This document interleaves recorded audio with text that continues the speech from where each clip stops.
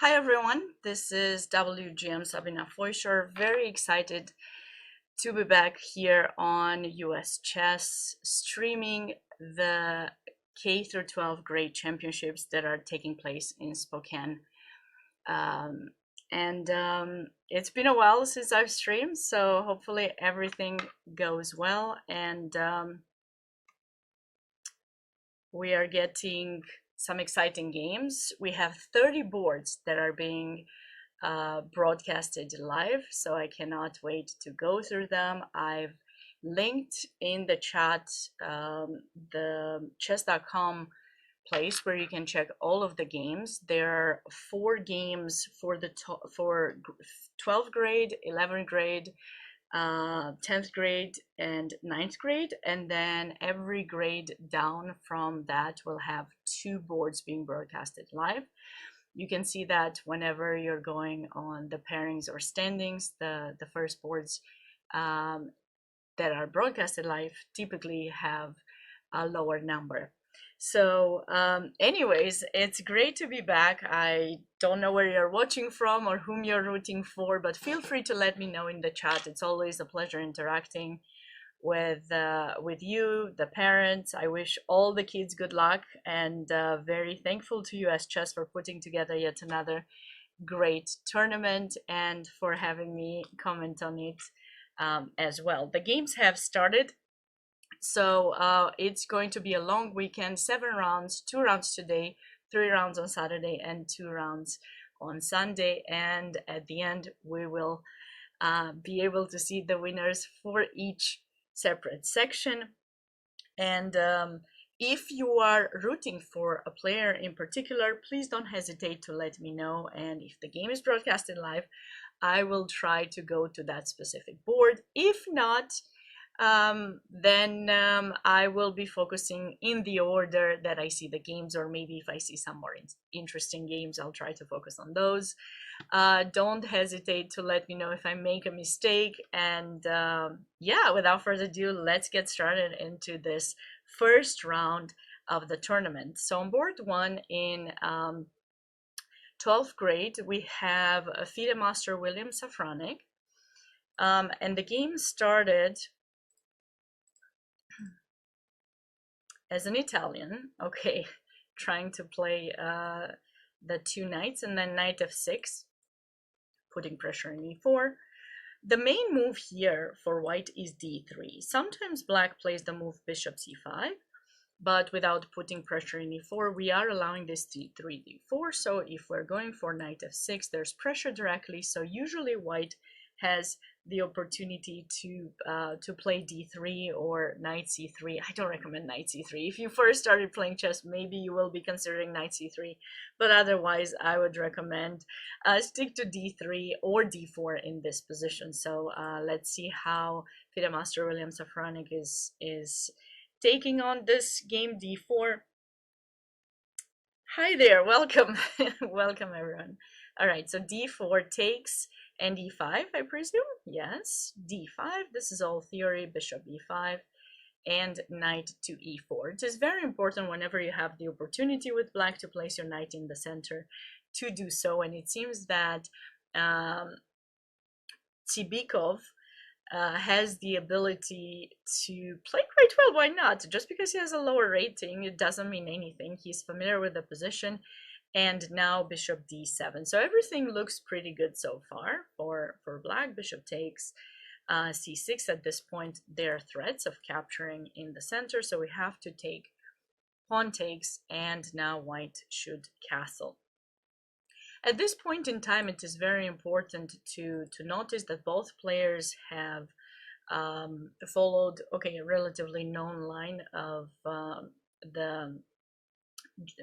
well, it was technically an Italian transposed into some kind of a Scotch kind of position. And now black's king is in the center. They have double pawns, but as a plus, they have the bishop pair. So we need to figure out a way to proceed with the development. Bishop c5 is very natural. f3, knight back, and bishop develops. Okay, so far both players I think have done pretty well. I think if I'm not mistaken, White could consider playing knight c3 because if you take, then we have, maybe it's not fully decisive for White. Oh, maybe this is playable. So White decided not to give up the pawn and played b3, and this is the current position that we have right now. I don't know about this queen b8. It's actually quite interesting. Okay, I see the engine is not liking it, but okay, I like it. And by the way, for my for the people watching who want to have the bar, I make sure that I always have it there. I'm not looking at the engine, but occasionally it will mark moves as mistakes. And something important to note is that even if a move is marked as a mistake, you might want to try to understand why that is. It's probably because there was a slightly better move, but don't let yourself influenced too much by the engine. It's easy to let ourselves influence, and then we're not improving much, we're not learning much. So let's try to stay focused on what exactly we want to do with the moves that we have. To tell you the truth, like in this position, I think Black normally plays the move bishop b6, and the idea is you want to make sure the bishop is well protected there, and later you'll have the opportunity to play some c4, maybe c4 d4, sorry, c5 d4. Of course, if you can play c4 also, bishop c6, and try to improve your position. I'm a bit you know, of course, surprised by this move queen b8, but I don't think is that that terrible in a way. Like it sets up some kind of trap here. If you take, I think you might be losing something. So you know, it's kind of a cute idea, but White doesn't fall for it, and now that knight is hanging. That's why maybe Black shouldn't have, you know, gone for it. But okay. Pretty good position here. Let's go on board 2. So we have Nitin Ramasamy against Aritro Chakravarti, and we had a Reti here. And of course, you will see the ratings that might be a bit lower. As you guys know, the way the pairings are made, first player, the highest rated player, usually plays somewhere in the middle, like half plus 1 to be exact. And so you will notice, rating wise, you will notice a relatively big difference in the first few rounds. But let's just remember, this is a national championship, so everyone is coming here prepared. Everyone is coming with a coach or has probably been working with a coach to get ready for this competition. They're representing their schools. There's always prizes for schools, so you know, it's nice to know that they're prepared. So please don't let the rating influence anything in your thinking process. There's so much to learn, regardless of the rating of the players we're looking at, and I'm sure we're going to be surprised and impressed by many of these youngsters. Bishop b2, d5, knight bt2. Okay, so Black is somehow through a different move order trying to get the stone wall, and it's actually kind of nice because typically we see this bishop from g7 being placed in d6, but here it's fianchettoed. So if I think this correctly, I actually do like the bishop in g7 slightly bit more, because at least in g7 White won't be able to trade it. When Black places the bishop in d6, so for example, if I were to put a different move order, let's just put it from this move order, for example, let's say, right? Some move order like this, for example, White should probably play a different line. This is not perfect because now the bishop is placed here. Now, if White wants to play a slightly better variation, when they notice that there is a possibility for that, or maybe Black is playing from the Dutch move order or something, and we know quite clearly they are going to go for the stone wall, or we've prepared or something. Let's just put these moves like this, for example. White has this idea. There's two ideas actually: b3 to play bishop f4, or b3 to play bishop a3. Okay, you don't play b3 if you want bishop f4. Maybe you played to protect, but the idea is to try to trade this bishop. And then if Black plays this move queen to e7. White oftentimes plays either a4 to trade the bishop anyways, or plays bishop b2 followed by queen c1 to trade the bishop. And actually, this is something important to know, because of course this is black's good bishop. All of the pawns are locked in on white. So if they manage to trade the bishop, if white, that is, manages to trade the bishop, then black's bishop in c8 will be having a problem. But the way this particular game went, actually with that bishop fianchettoed in g7, we don't have the ability to do that. But I gotta say, I mean, with white, I feel quite confident that white still has a slightly better position. We're gonna go for c4. And this move is oftentimes met by c6, keeping the center protected, not necessarily to capture with the c-pawn, but just to make sure that everything is well covered. And as for white, in order to try to take advantage of the fact that we got the bishop fianchettoed and that we actually have an outpost in e5, but black does not, this knight is easily being chased away, we can go knight e5, and then here's my thinking process.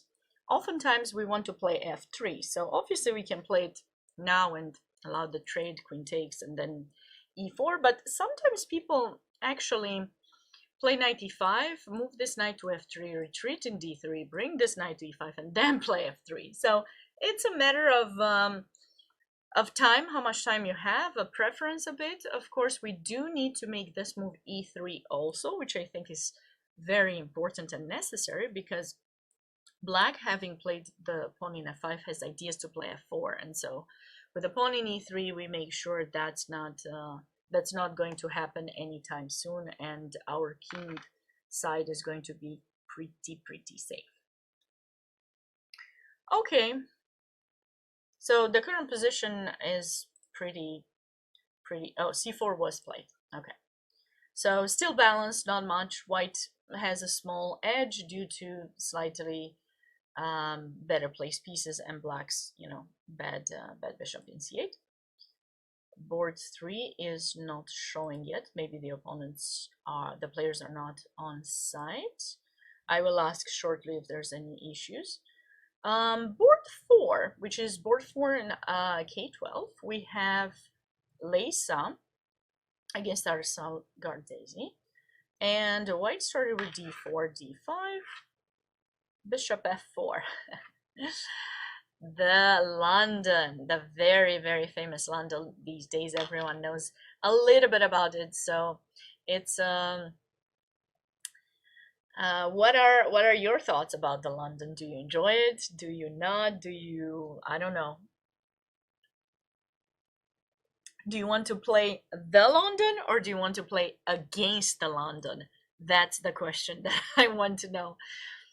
Because it's always very tricky. I mean, you get nice positions, but yeah, I mean, it depends. Okay, I play it with both colors, so I don't have a preference, if you're asking me, if you care about my opinion. But let's see how black decided to play this line, knight c6 and queen b6. Okay, so there are various ways you can play against the London. c5 is definitely something you want to play when you're going when you're playing with black, because basically what's happening is white says, I only want one pawn in the center for now, so feel free to take more, and then, if you're being given the opportunity, why wouldn't you take it? So c5 is always a nice idea. And another system that okay, maybe now I shouldn't give all my secrets away, but you can find this anywhere. It's recommended by Elianov, I believe, or it was. e6 followed by bishop d6 is kind of a nice idea as well, and the purpose of that is to try to trade this bishop. Even if that's white's bad bishop, you want to get rid of it, because it gets to be a bit unpleasant supporting a knight going to e5.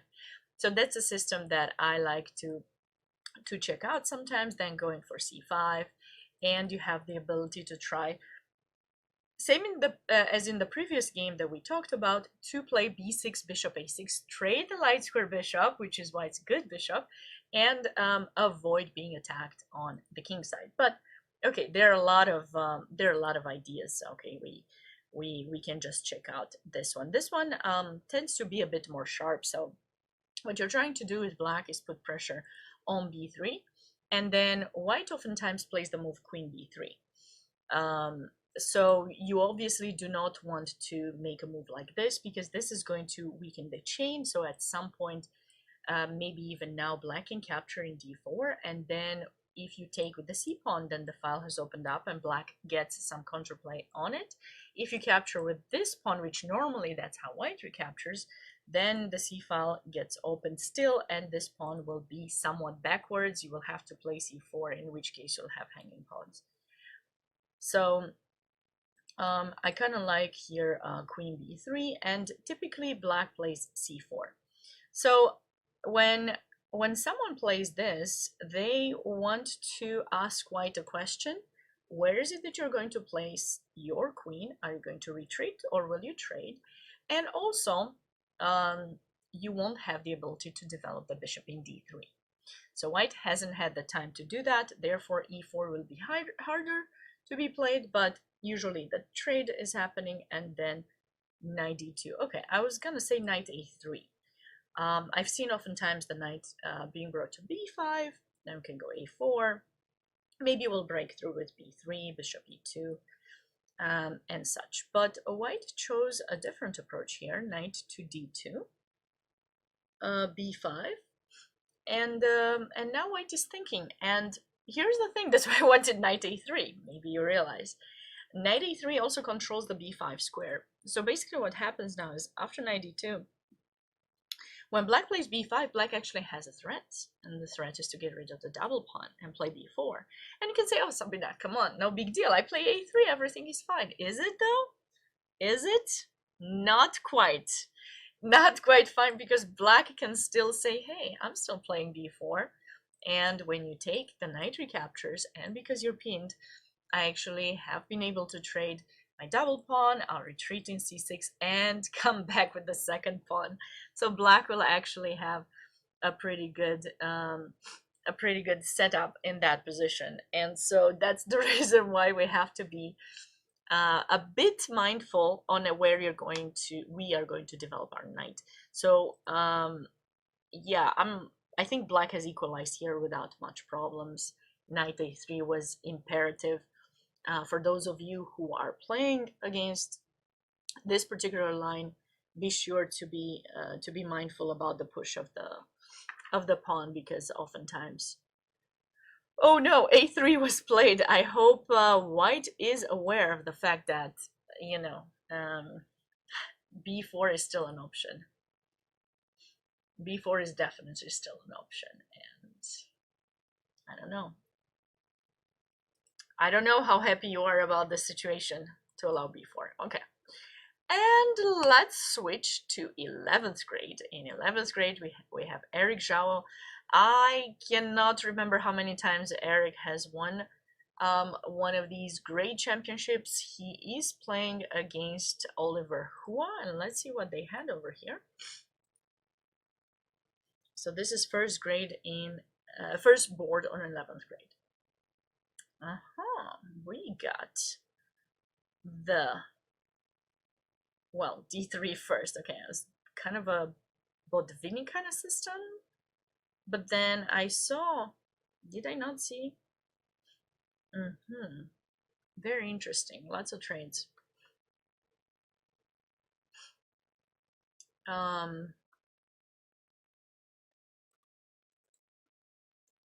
Well, black has equalized, definitely. You kind of have to take in this position.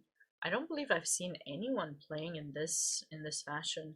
Maybe bishop e2 would have made a bit more sense to keep more options open for this particular bishop. But bishop e3 does have a threat to potentially go d4. I mean, not that he couldn't do it earlier. And this is the position. Of course, we anticipate queen takes, or, yeah.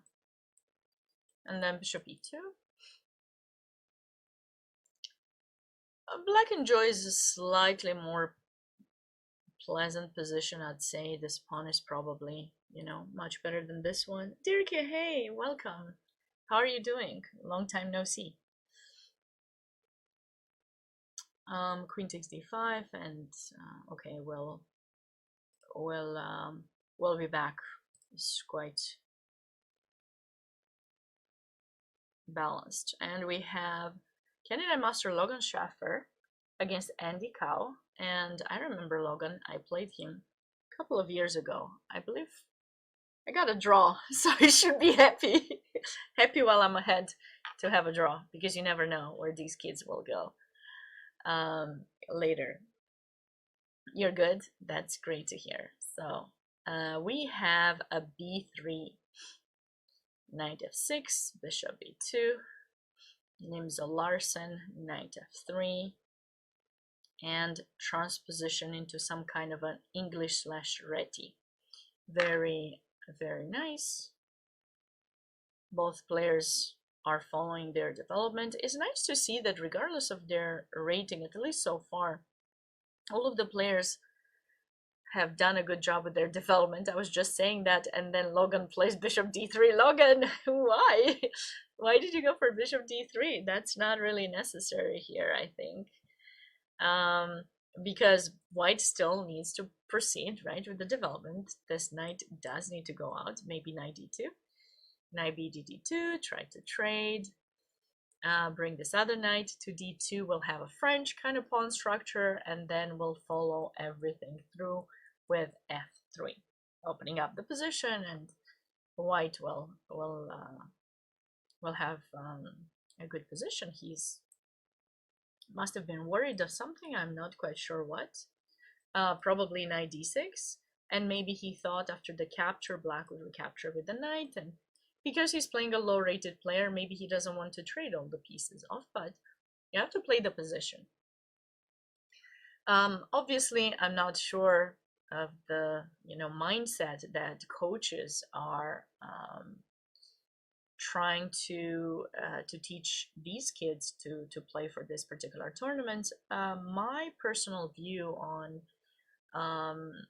chess these days is that, okay, you can think psychology a little bit, but also you want to try to stay as objective as possible to the evaluation of the position, and you don't want to necessarily like get your position worse unless you really have to. If it's not necessary, just try to play the natural moves that are kind of attractive in that specific position. So here, bishop d3, it's not something I enjoy, because the bishop was fine in e2, and black anyways will possibly consider going knight f6. I wonder even if is f5 an option immediately, or maybe not yet. Maybe not yet.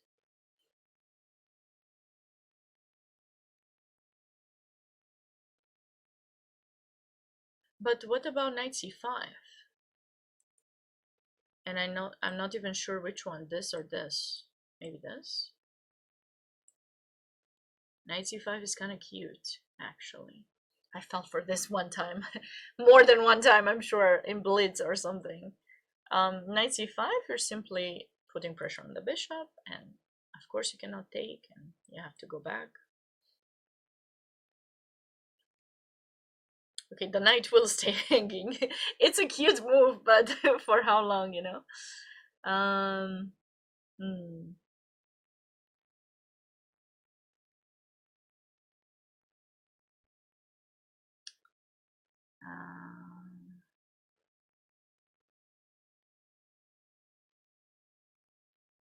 Okay, so what have we got here? What have we got? One moment.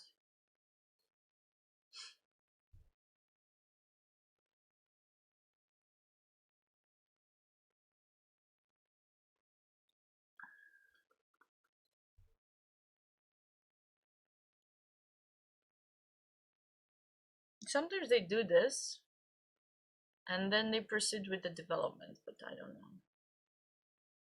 Because eventually white will protect the bishop, and then the knight will have to go. We have time for b6, queen c1. Now we want to take the knight.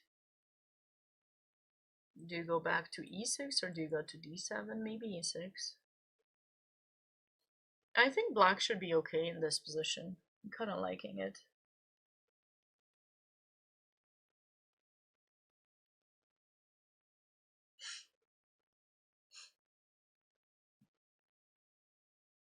Okay, we'll be back at this point. Oh no, they actually did make a couple of moves. Oh, these were played. Knight c5 was not attempted. Queen c7. Now c7 is not, in my opinion, the right square for the queen. In these d5, d4, d5 pawn structures, because when the c file opens up, the queen will be somewhat in trouble. So okay, knight c3 and followed by rook c1. White has a slight edge in the position, I'd say. Okay, let's go on the next board. All right, so we have Women's International Master Iris Mu. She plays against Joseph Jahia. I'm not sure how. I hope I'm not mispronouncing some of these names. If I do, I apologize in advance. All right, so let's see. So this is board. This is the third board in the 11th grade. And Iris is a very talented up-and-coming female talent. I'm looking forward to seeing more of her play. So this is the Tartakova variation of the Khan. And basically in these positions, let's see which line she chose to play. Queen c2, h5, yes. So it's actually quite interesting, this line, because black gets rid of the knight in f6. Therefore, you have to find a way to protect h7. So what we end up doing is we can play h6 or h5, right? But they found out that h5 actually gives black, well, I don't know who is they, but most strong players end up playing h5. And you are stopping white's attack actually much better than with h6. g4, even when g4 is played, you can play h4 and close down the position, and your king will be safe. You got nothing to be worried about, really. So I think it's quite interesting. I always love to make this move. Didn't have many options to do it, but I would when I would play this line. And then of course the knight will be brought to f8 to cover the king. And white has two plans here: either castle short or castle long. Most people who play in this move order castle long, and it looks like white has castle long as well. Bishop here. I don't even think we can actually capture that pawn. And then knight e2, bam, rook e1. I'm surprised by that move. So I've seen some strong player games here, like top player games, as I was looking at this line from black side. And usually white goes c4, if I'm not mistaken. The idea is, well, you know how you played h5 to stop me from playing g4? Guess what? I'm doing the same against your b5.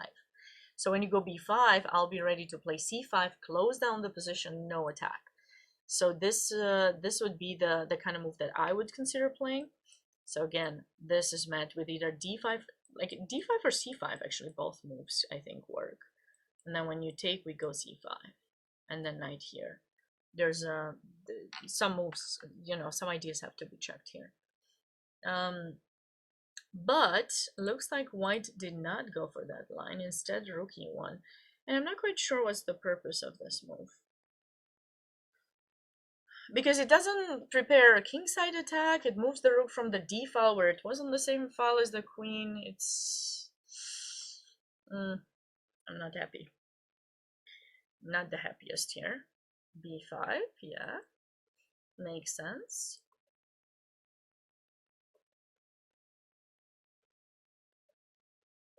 So this is the current position.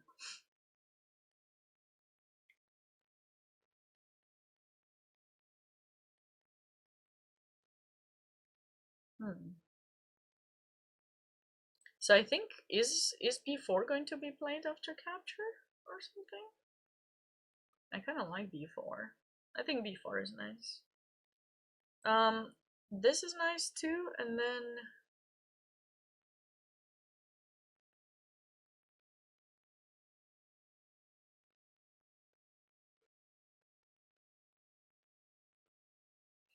yeah, I mean,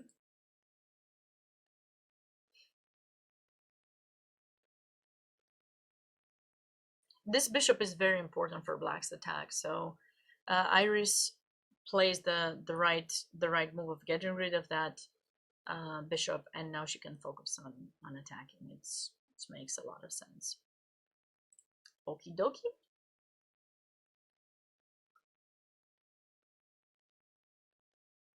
Hi there, smarts guy. Thanks, appreciate it. Okay, we have another Caro. Let's catch up with this board. This is board 4 in the 11th grade. Thank you.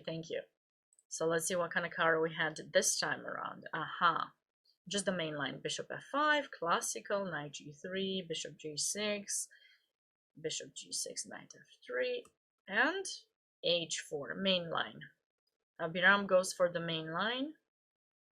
h5, bishop h7, bishop d3. Yep. Played this many times with black, e6.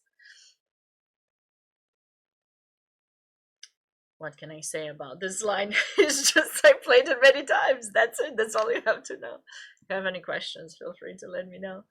But otherwise, g3. Okay, this is new. This is a new move. For me, it's new. It's probably not new. I'm not sure about. Wait a second. Black needs to try to figure out. There's knight e4. He has to take knight f6. I don't know. g3. I thought white usually was playing king d1. And then, of course, long castle. I mean, there's definitely going to be a long castle. Both players are playing so fast, I feel like they're super familiar with this line. c4, okay. So g3 was probably just to stop bishop f4. Completely, no trades. We want to enjoy the fact that we'll have more space, and we want you to suffer a little bit with the bishop in d6. And they reached, what move is this? 17. They reached move 17. That's, yeah. I guess Abiram was more familiar with this line than Joshua, but okay, after rook e8, black is definitely prepping e5, so do we place the knight here or not? I kind of like it, because if you take, I take back, and then I'll go here. Maybe I'll do something like that.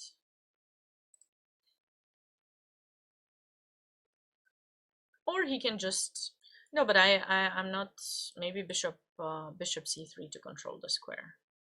The interesting thing about this line is that with white, you always have to remember this pawn is weak.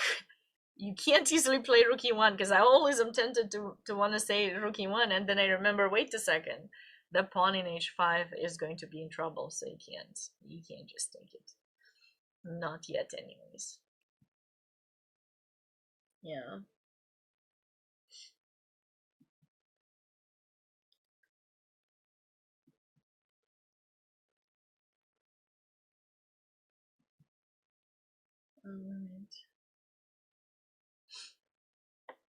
I think I just realized I had an extra command that was not important. It was not important.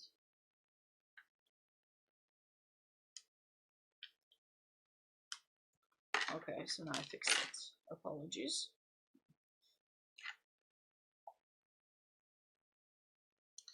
Okay. Yeah, position is good. For white, no e5. As long as you don't play e5, we are good to go. Moving on to 10th grade. Ooh, we got my friend here, Stephen Willie, who's often on stream. That's why I said my friend's not. Stephen has been very kind to give me an interview when he was competing in the World Youth Championships. He's done a really good job in that tournament. Let's see how this one will be. He's actually playing from you know, his home state. So I hope he does well this time around. So this is board 1 in the 10th grade. And we have some kind of a tarash, or what would you call this? Knight a5. Okay. David goes for knight a5. I'm a bit puzzled by that move. I'm not quite sure the reason for it. Well, okay, I'm sure the reason for it. I'm not sure why he chose to do that when typically people decide what is going on in the center. They make some trades or before they develop the bishop, because you don't want to. White's making this waiting move and waiting to see what black is going to play, and maybe if bishop e7, for example, then white would consider capturing because black has wasted a move. So this is what Steven is trying to do here.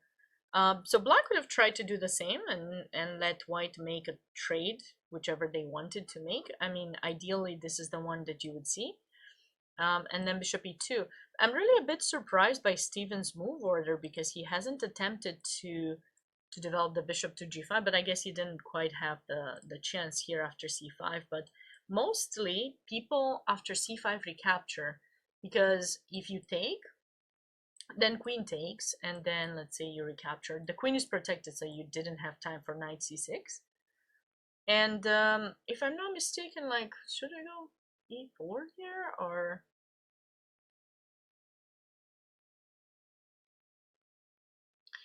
maybe just bishop g5, kind of like this.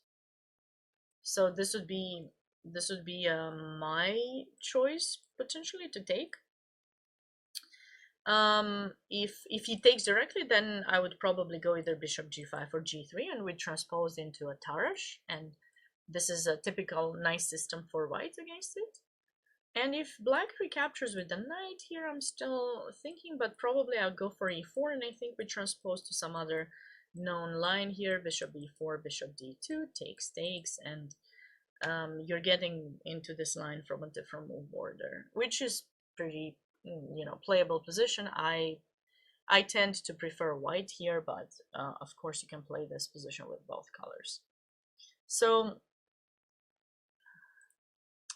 okay, so knight a5. Okay, that's an interesting choice by David.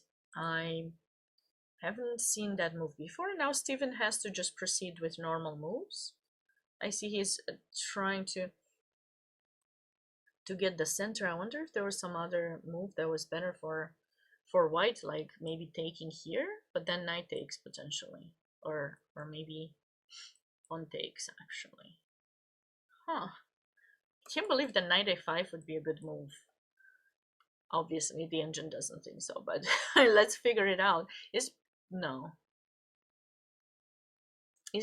e5 a move? No. What is the move here?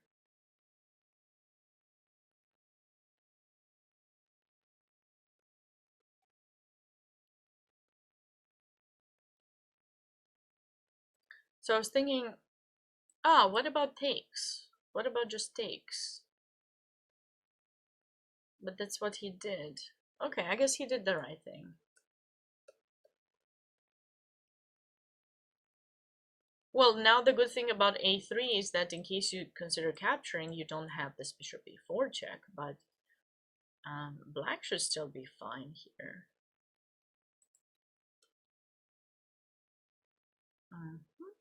So Steven now takes advantage of a lot of the wasted time of black's, knight a5, queen b6. So he got a few moves with tempo. Initiative is being built up. Takes, knight e5, very good. Ooh, I'm not liking black's king. Black's king is in danger zone.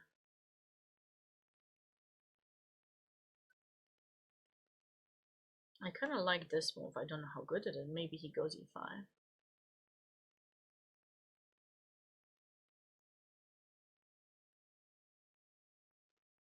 I do kind of like it. I like it a lot. I'm threatening d6. Let's see. What is your approach going to be in this position? Looks good. Looks good for white.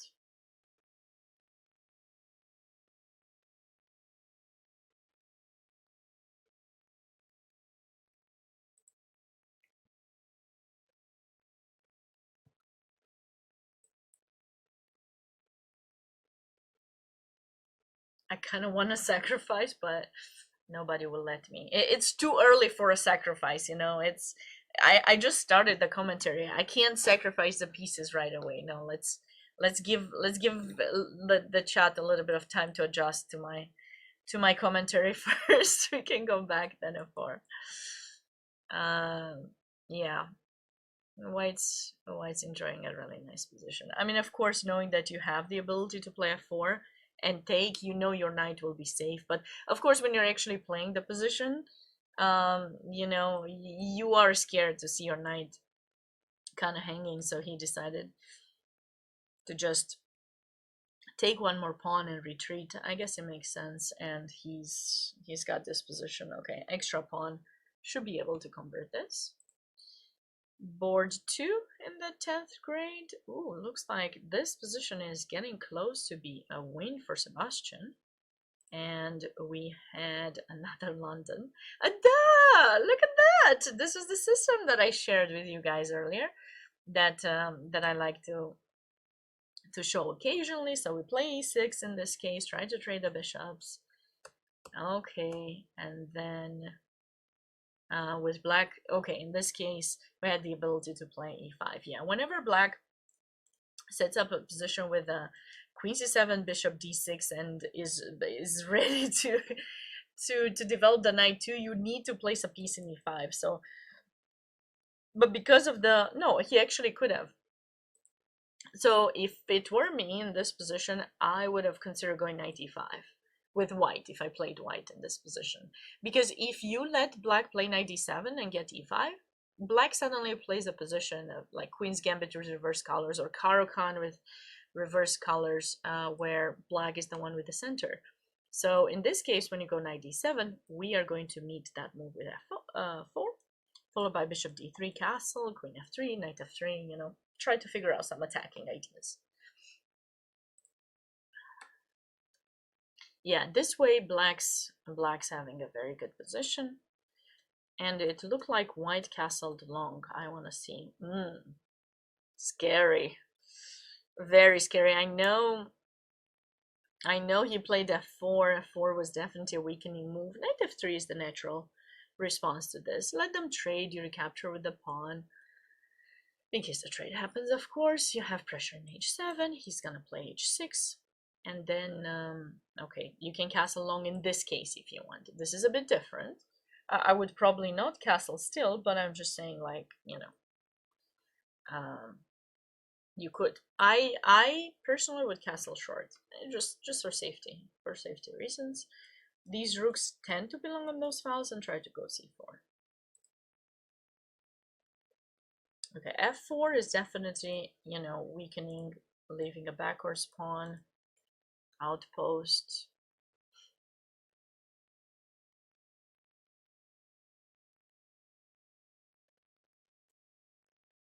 Yeah, Sebastian is going for it. Beautiful c3, nice. He's not in a rush to take in b2. He will capture later with material gain, I'm sure. Okay, now he took. This could have been a nice mate, but it didn't happen. But the mate will come shortly. King b1. Okay, if we play bishop a3, white can take. It's not gonna be a mate just yet. But okay, we can do this. Right? Check. Queen here, bishop there. Oops. Queen c3, bishop a3. Not even bishop a3, just queen c3. And the game will be over. Looks like black didn't show up on that game. And this is board 4 of the 10th grade. We have Jeb Thatcher against Nikash Vemparala. Nikash also won a great championship. Last year, 2 years ago, I was doing commentary for his Games? A few years is one shared. And he's always one of the top players in the grade championship. So we had 4 knights, bishop e5.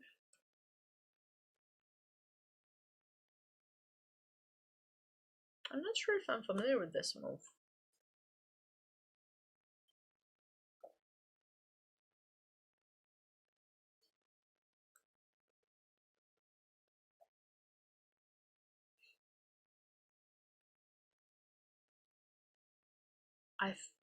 I thought black was capturing here.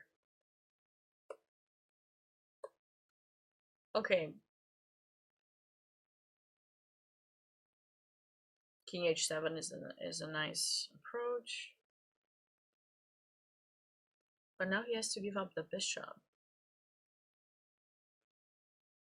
Well, technically, if I'm not mistaken, black should prep some f5. You see, what happens in this position is that black has more space, but if we compare this to a King's Indian with reverse colors, there's normally a pawn in c5, which would give black a bit more space. In this case, there's not so much, so potentially, I don't know.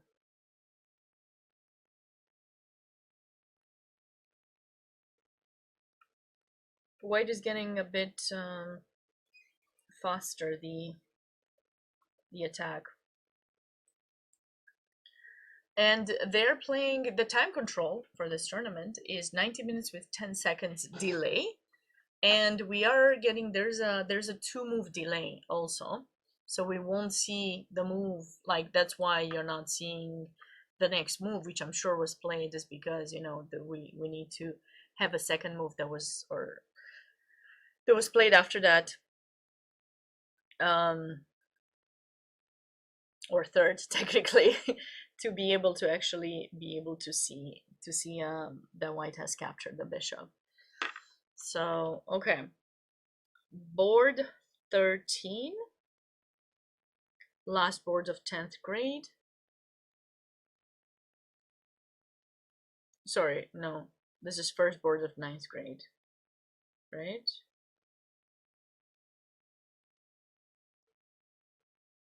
Yeah, first board of 9th grade.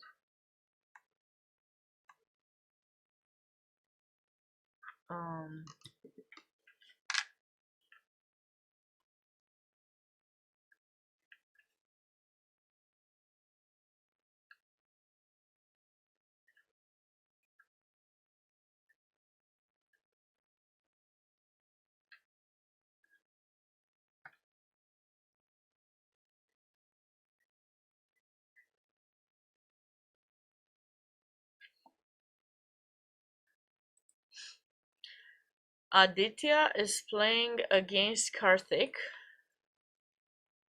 We have Nimzo.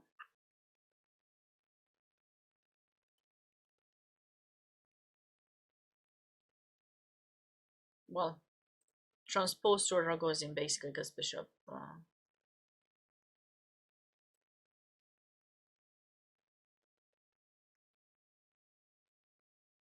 Yeah, the play for both sides seems very normal. A6 to stop any kind of piece to be placed on b5, queen e7, e5. Yep.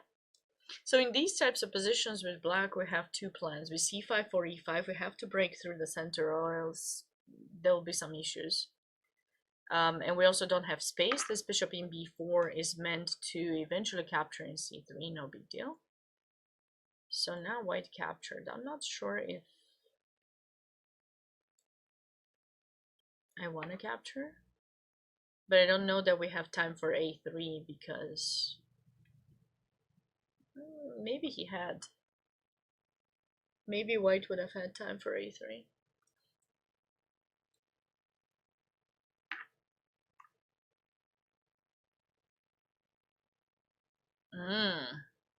I'm starting to sense some potential attacks soon. Not yet. Eventually. G2 is weak too. Queen G5 ideas.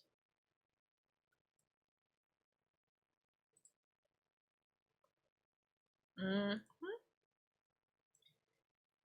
Seeing two bishops attacking G2 and H2 is like a dream. It's always been something I've enjoyed. Double bishop sacrifice when possible.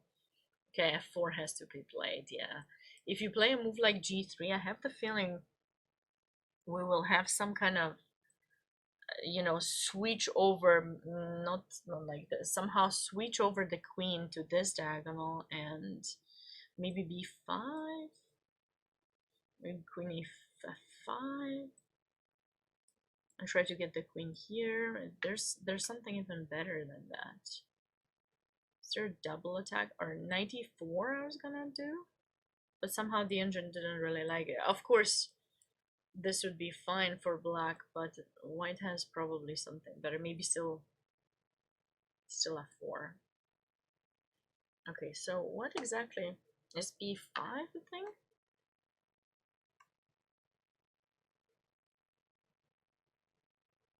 Maybe B5, B4.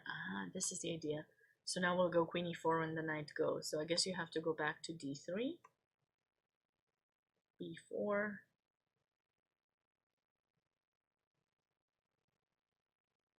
Yeah, it's not the end of the world, although I thought it might be. Anyways, the king is weak. With white, you're trying to avoid weakening the king, so F4 turned out to be good for. I love this move by white. This is a pretty good idea, actually.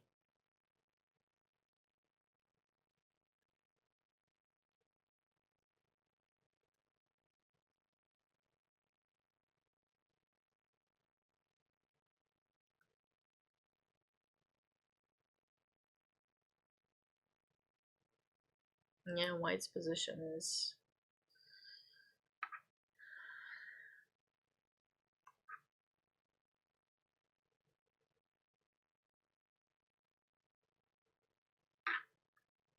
Could black have played this? Maybe it would have helped him more. Or maybe, is there a sacrifice? Or maybe b5 first, But to see if you go there or here. But it doesn't change much.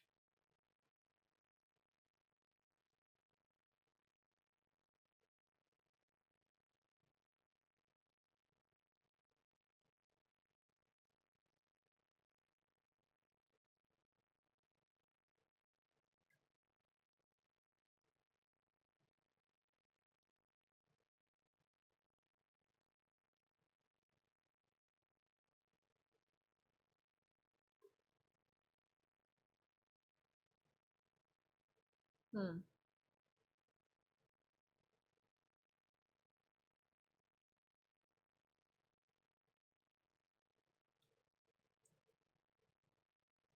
Okay, pretty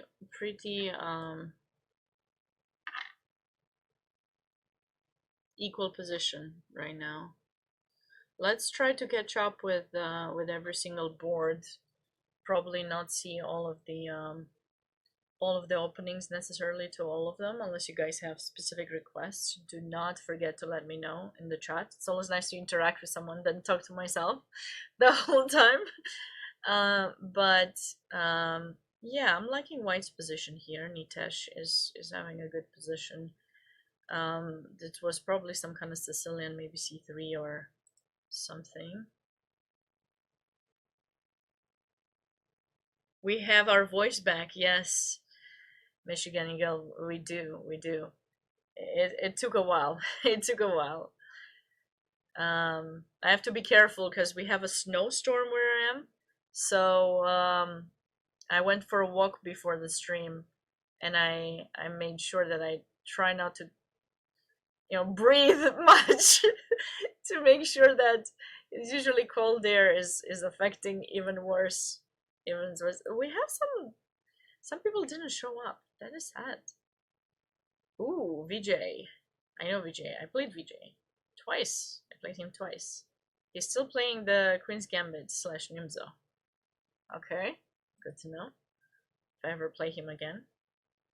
This position looks crushing. What was this? Ah, see, I told you this was this exchange variation line that I showed earlier that one can get from different move orders, right? This was something could have happened in Steven's game that I was mentioning, right? I don't even know. Oopsie, sorry guys. Made a mistake. More.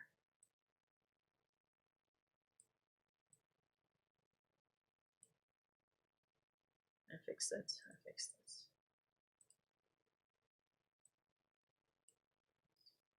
Yeah, this is another knight, but it looks like knight b6 was played, but this allows white to just have a lot of tempo moves. Wow, this is cute. Cute tactic.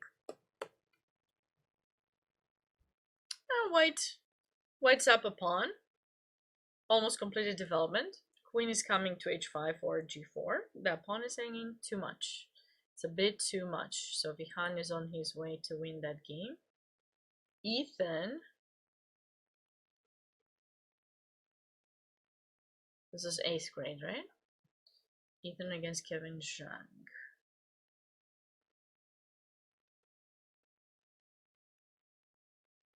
This pawn is a monster, definitely. Ooh. What happened here? Caro-Kann? Okay. 2 knights. I was just looking at this line today, actually, for black. Black played knight f6. I think the correct move here is maybe a6 or something, or f6, but actually I don't think you should allow this. So wait, here. I think it's rook c8. Black's choice in this position I'm not quite fond of, because now that queen got exposed with bishop f4 threatening to take in g6, and now he took with the pawn about what to do in this position.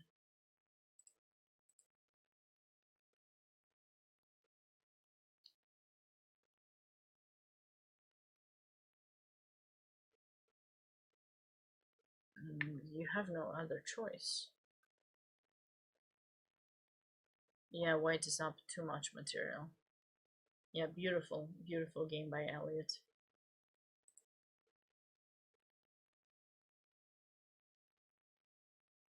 Okay, extra queen for white.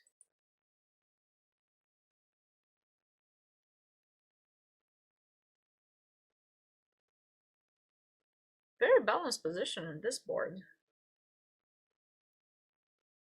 This is 6th grade, I think.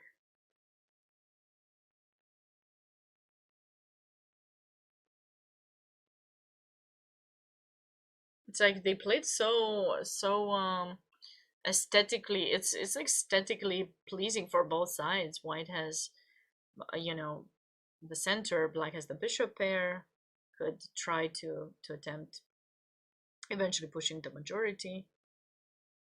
There's nothing concrete that I can see as a progress for either side. We're liking white here for sure. Better pawn structure, those double pawns. Black has no attack on the king side, and white probably will prep some b4, so b4 takes and c5.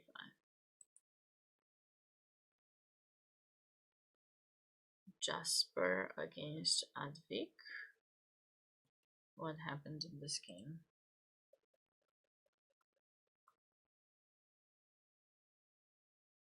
This is very nice. Exchange variation of the Slav, and it's one of those like beautiful games you want to see, where you see a nice knight placed on e5, bad bishop in c8. You know, you're seeing a really good position for white, but I guess he did mess it up at some point, because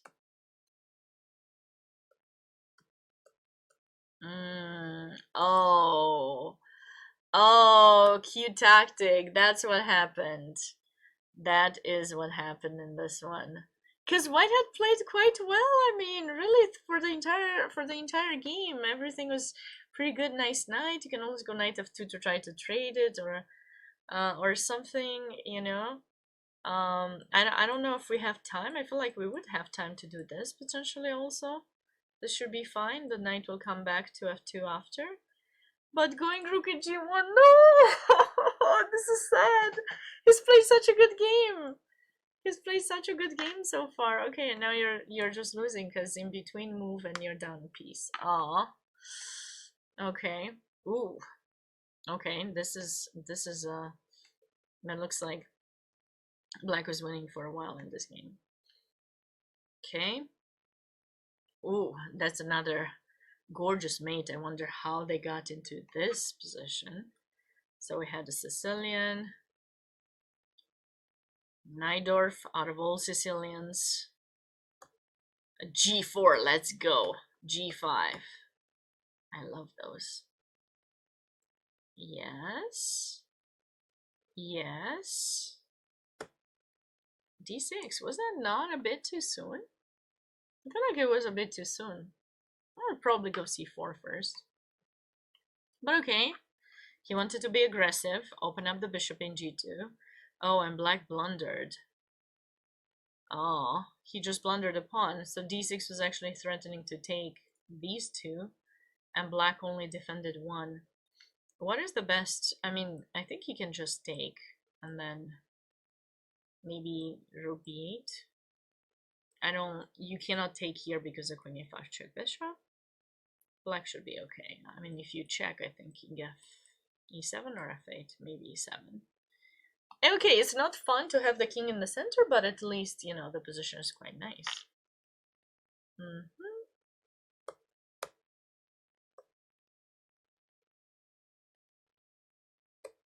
Yeah, okay, but that pawn cannot be really... Okay, nice finish. Queen d6, very nice. Okay. Biram against Brian, yeah. Also, they play quite fast. It's only been an hour. It's only been an hour since they started. Oi, oi, oi. Oof. This is tough, but okay. It was probably expected. Mehmet also has played quite well in the past. What? Oh, we had this interesting French variation. What is it called? Some French variation. Look-alike. French look-alike. So white just blundered a pawn. He forgot to play d3. White forgot to play d3, looks like.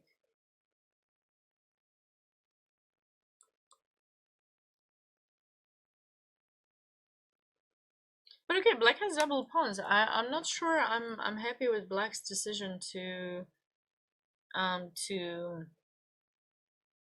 take here. Maybe he could have just let the pawn be. I don't know if he has time for e5, but I don't see why not. Because, you know, theory continues after queen b6 in the other game. Yes, there's more theory to come.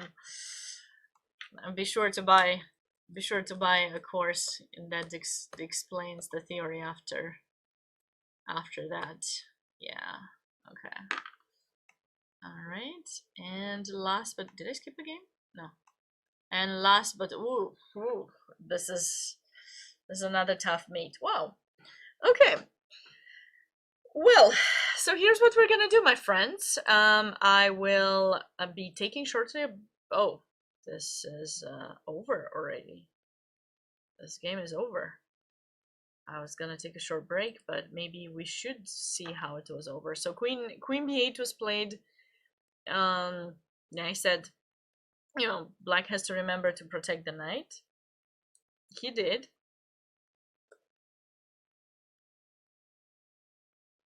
But is black going to castle at some point in time? He has to castle. Why didn't he? Is there something wrong with the castling? Well, actually, I don't like the long castling. What about the short castling?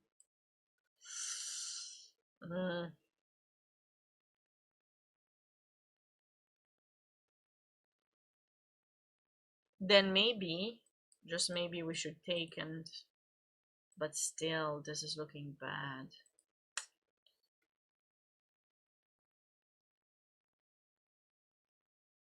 He's wasted a bit too much time. I'm not sure. Maybe g6 to stop f5. Usually that's the way to stop it. I wasn't going to play it, but given that I have no other choice, I should probably stop f5. Yeah. Queen d2. But I mean, it's kind of early to resign here, wouldn't you say?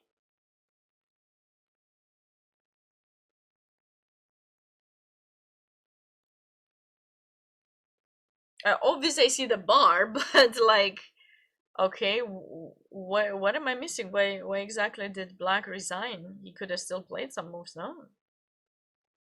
He couldn't have lost on time this early, right?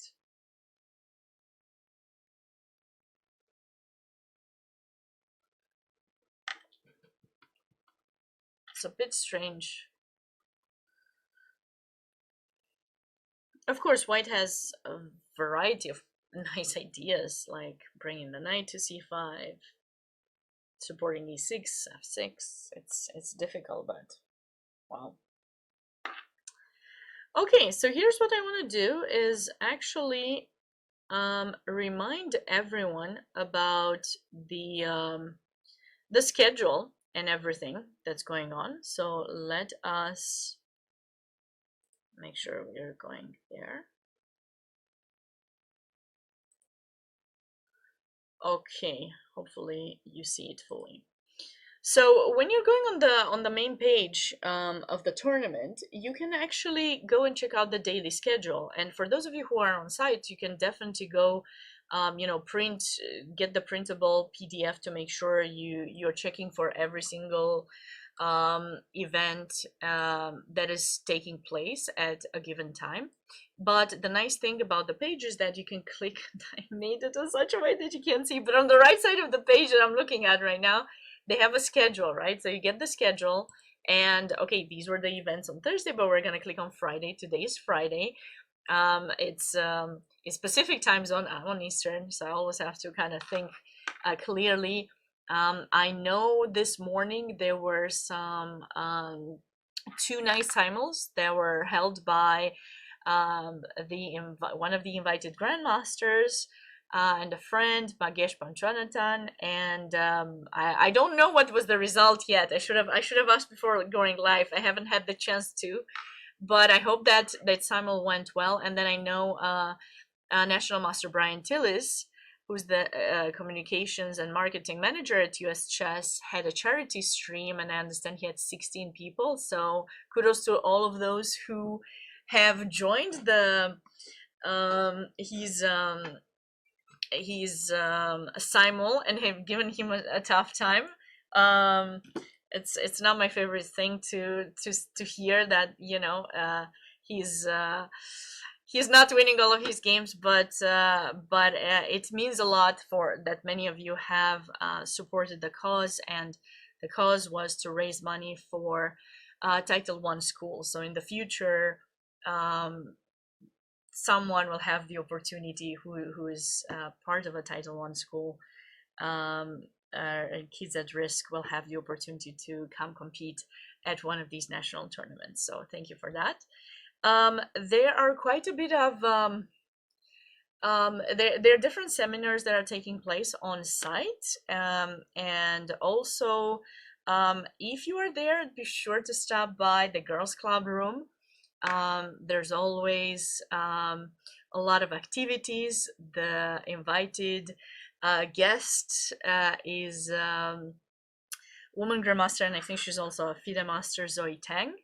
And I know they have various activities, so be sure to check them out and stop by, say hi to everyone there. I miss you all if you're watching. Okay, and I am showing you this because I'm gonna take a break soon, and I want to let you know that right now, if you are going to exhibit Hall C, you can actually play some games if some of the kids have finished and they want to do something before their next round. You can stop by and play some games against FIDE Master Mike Line, also known as Fun Master Mike. So that should be a fun thing to do. Give him a hard time. Try to get some wins. You know, he's I'm sure there's a booth with ChessKid as well. They had a puzzle competition yesterday. We will see more information about that. I'm sure in the report that JJ will be submitting soon, or maybe it was submitting. I didn't check. My bad. I think it will be submitted shortly. I will be given additional tactical positions and favorable moments from this specific tournament. So be sure to check out JJ's articles with some of my favorite moments. And don't forget, later today, you will have the ability to join in a lecture by Grandmaster Magesh. That's at 4:30, so 4:30 p.m. Right now it's 2:20 now, right? Yeah, right now. So in 2 hours you'll be able to join that. So just to kind of give you an idea, be sure to check out this page, and I'm going to put it also in the chat too, in case I didn't put it in a comment, which I believe I did not. So if you are on site, be sure to check out the various lectures, presentations, playing Blitz with some of the invited grandmasters. Don't miss the opportunity to stop them by, say hi, and let them know if you know them, if you've seen something that they've done, or ask questions how you can get better, what advice they have. Grandmaster Magesh has been coaching many top young players, including the youngest grandmaster, Abhimanyu Mishra. So, be sure to ask him questions, and also say hi from me if you happen to see him. Why not? So this is this is just like a short recap. I will take a short break, maybe like 5 minutes, just to get a bit more tea, and I'll be back to catch up with the next games. But I wanted to make sure I left you with, I gave you a little bit of overview, and hopefully you know where to search for these things, to know where they happen, and so on. So right now, All Comers Blitz with Fun Master Mike. Be sure to go there if you want to. As for me, short break, and we'll see you in a little bit. I'll leave you with the games to check out, and hope you'll be back when I'll be back. Bye for now.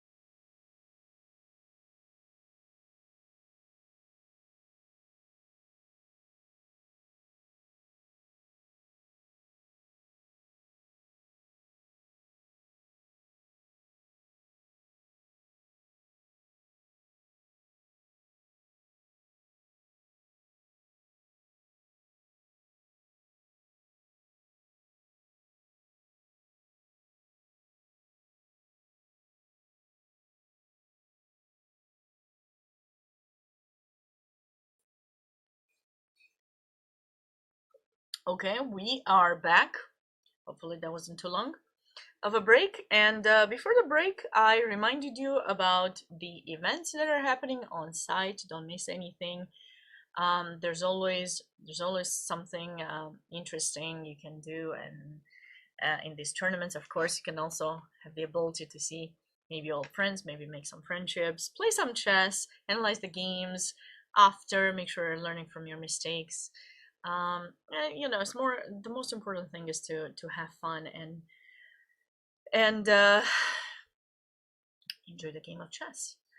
Well, having said that, let us get back to the games and see what else have we missed here. So we have seen a resignation in this game, which surprised me a bit. I mean, obviously White's position is much better, but I would probably would expect this game to last a little bit longer. Moving on to board 2, looks like Black's having a pretty good position here. There's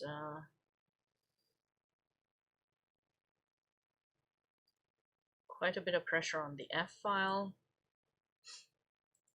At F3 square at some point might attract a knight. Maybe Black can consider H5, H4. I think that would be kind of nice potentially to be brought upon.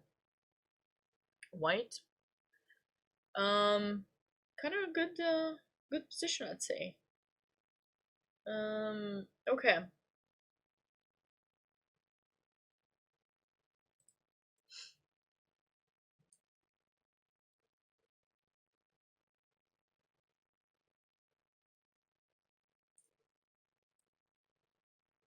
Interesting.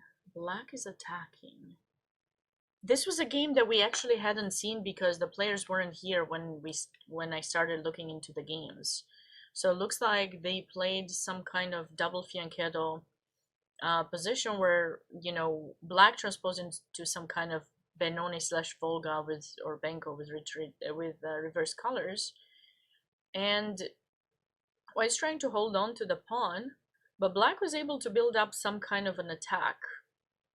But to that, I say, well, he also lost a pawn in the center, so that's not really ideal. Queen d2, he took, and bishop d5. Okay, is there a problem with recapturing here? Because I don't see one. I think it seems like we could have just captured the pawn back, no? And then I think White is doing quite okay in this position.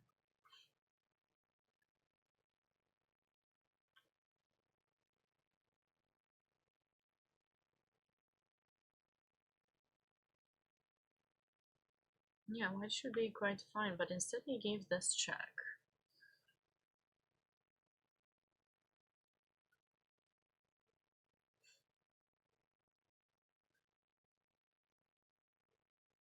Don't tell me that Black can sacrifice the queen. What? What are we seeing? The first potential sacrifice of the day? F2. What's happening though after this?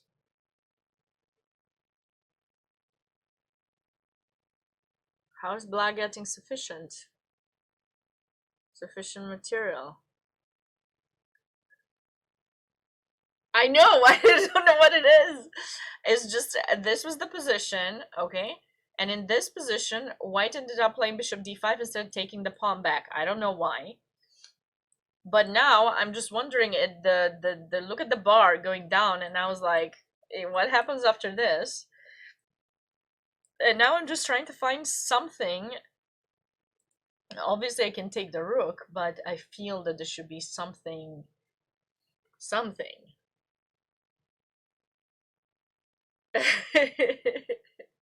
Black is cooking, yeah, that's true. Black's cooking something with his name Baker, yes. But what do we take here? And then what's the follow-up? Because if we count the material, we have a knight, and what do we have? We have a bishop and a rook for a queen and a pawn. Like, we need to get more here. Way more. Like, way. So, how are we getting more in this position?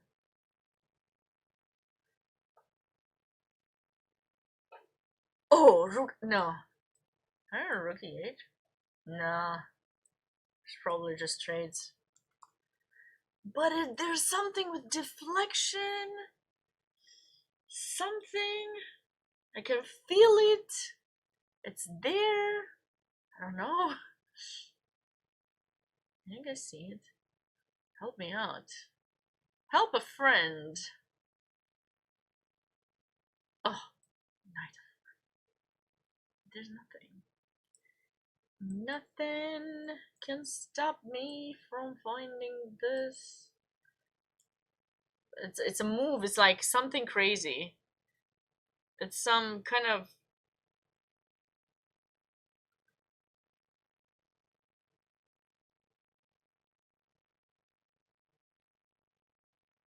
rook f4, you're saying? Okay. I take your knight. No. I know it's something. I just don't know. No, it's not. Wait, no, it's okay. It's okay. I mean, I have that issue too. I think I see a move, but luckily there's a bar here, which reminds us. Wait a second, you're missing something. I really want knight f4 to go bishop g2, but I guess it's not that. I would love to go rook f2, but rook f1, I don't think we should trade.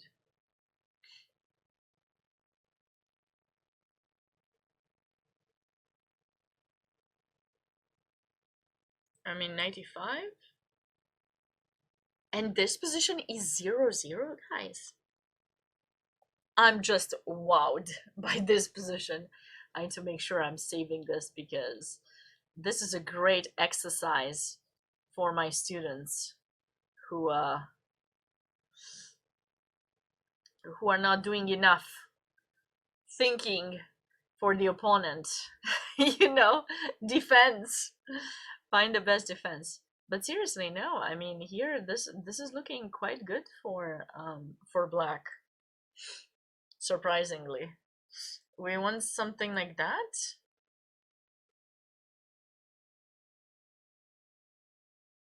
Or we just want knight g. Actually, we don't want something like that. We want knight g4, rook f2, rook h2.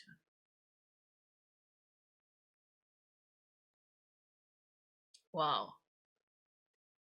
I mean, what do you guys think? Will black find that move? Black is thinking. Well, two moves.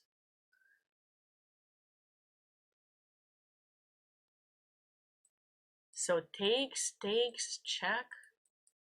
I mean, if you sacrifice, you have to go for this line because obviously. And takes. This is hard to this. If you don't know that it's equal, I don't think this is a kind of thing that you would play in a game. It's very difficult.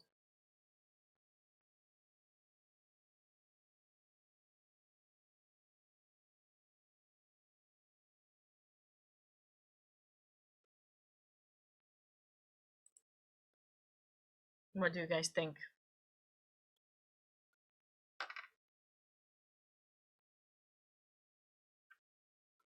You're liking my my queen sack idea? Would you play this position with black? Would you think this position is equal?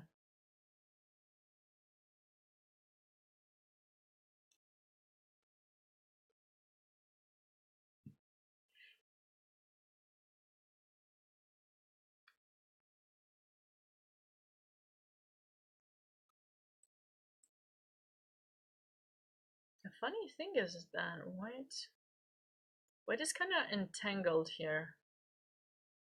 You can't move the knight as a knight f3. You can't move the rook as a rook f1. If I go here, I think there's knight g4. I might even get a worse position here. I mean, yeah, I got a check, and that's about all I got.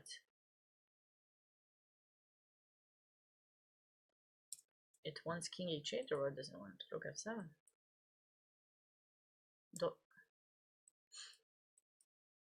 I guess rook f7 to bring the other rook. Okay, it makes sense. That was definitely a very interesting line, and you have no escape basically there. I wonder if black could even play knight e5 here, but probably not, because I mean you can maybe block it. Yeah, black has to take. And if we play, oops, sorry, I didn't mean that. If we play here,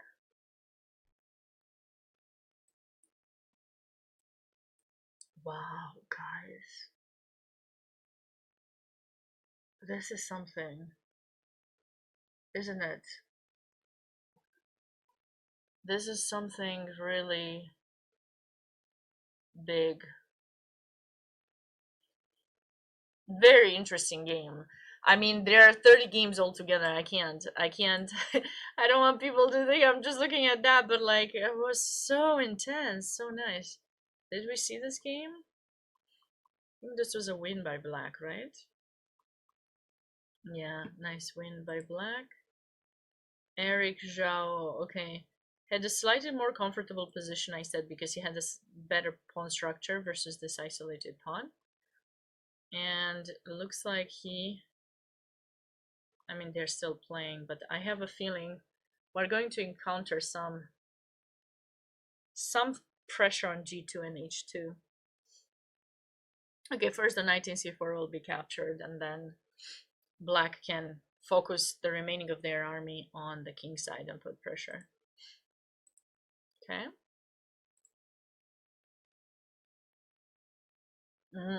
We've had some time wasted here by black, I guess. Back and forth. There's too much back and forth for black. So finally, Logan has come up with this f4 g4 idea. Very nice, Logan. And now he's, oh, I love this.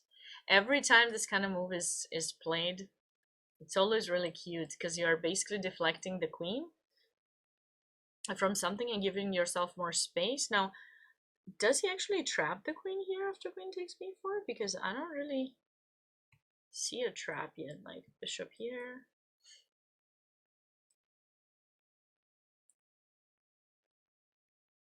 I feel like he could trap it and then maybe something like this and attempt this. Could, I mean, you know, you're just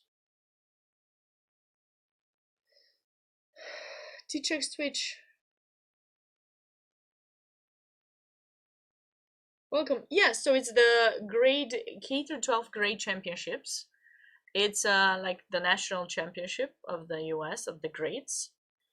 This takes place always in December, so all grades, like, you know, there's 12 tournaments for each grade, and it takes place in Spokane, Washington State. Some of the strongest kids in the country are competing for, you know, like top places. There's also team prizes, and yeah, this is the tournament. Is the national grade championships. So all of these kids are basically under 18, 19, depending on which year they went to school. We have 30 boards. There's a command where I posted the link to the chess.com game, so you can go and check out if you know, there are 30 games. Any of the games are more interesting that you want me to cover, or you want me to talk about more. And if you're rooting for someone, I would love to know where you're watching from. If you're there, let me know. Are you watching on your own device? Am I like, is there you know, video somewhere in the Skittles room or something? If you want me to look at a particular game, yeah, things like that, you can always let me know in the chat. There's 4 boards for each of the grades, for especially like from 9th, 10th, 11th, and 12th. There are 4 boards, so it just goes down, like first 4 are 12 grades, next 4 11th, and so on, going down.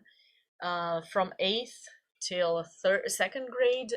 Every grade has two of their the top seeds are being broadcasted live. Of course, there's more players competing, but these are the games that are broadcasted live. So we are just looking at those, and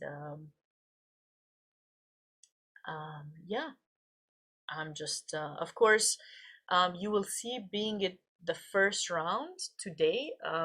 So obviously the tournament takes place on the West Coast. So it's much later. The streams will go much later than usually because I'm following their schedule. So -3 from where I am, or +3. Depends how you you want to count it. And 2 rounds today, 3 rounds tomorrow, Saturday, and 2 rounds on Sunday. And at the end of the day on Sunday, we'll find out who will take home the first prize.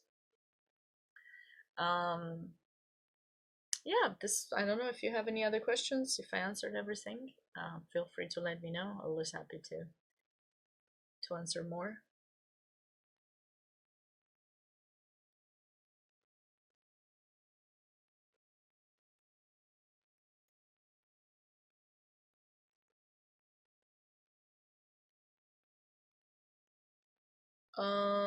I'm a bit confused. What do you mean? What categories are you talking about? Are you talking about the rating categories? So this is by grades, right? So it's not by age, it's by grades. So kids in the first grade are usually 6 or 7 years old, and so on. When you talk categories, do you mean and once you reach a certain rating, you hit a floor, and then you can get below that or something? Is that what you mean, or?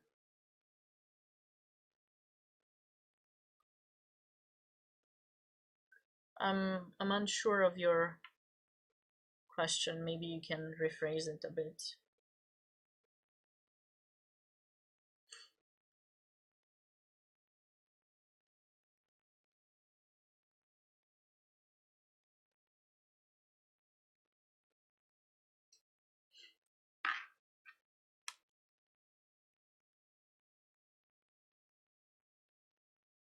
Okay, Logan is following a very good. So this is basically what Black could have tried to do.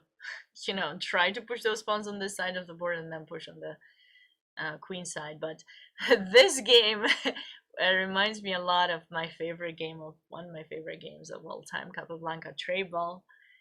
If you've watched me stream before, you've certainly heard me talk about it. If you've been one of my students, you certainly heard me talk about it.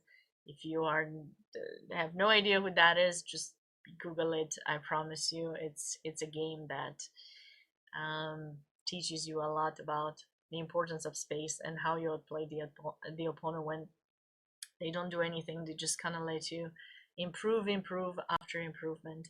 And yeah, I wonder how close to a V shape of pawns will Logan be able to get in this game. We'll see.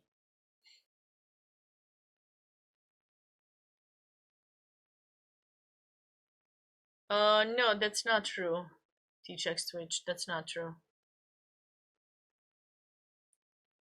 But you hit the floor, so once you reach, I think you cross over 2000, you cannot go below 1800 or so. Or yeah, I think you can have a floor of 1800, a floor of 2000, and a floor of 24. Yeah, 2200 is the lowest floor you can have, and then if you drop, you don't drop below that. So technically, yeah, I guess, but yeah, those are US chess rated tournaments. So when we left off, Iris was capturing there. Oh, I thought she was gonna go b4 directly. I guess you prepared it a bit. It wasn't necessary in my opinion, but okay. Queen d7.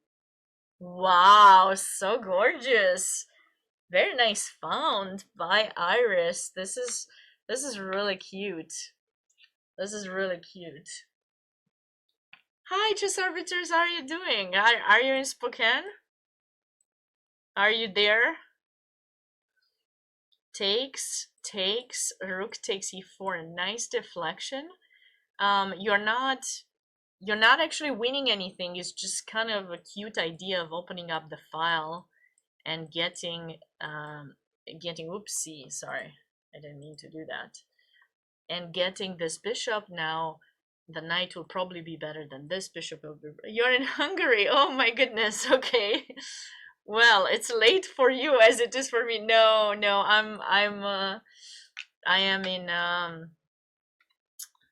at home in Lexington right now. So I'm commenting from home. But yeah, I will be in Budapest for one day as I fly back next week.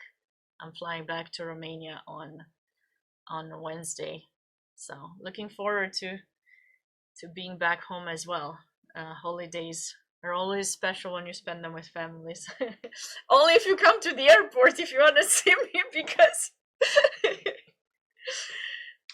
it's gonna be really fast. But we can maybe talk about it.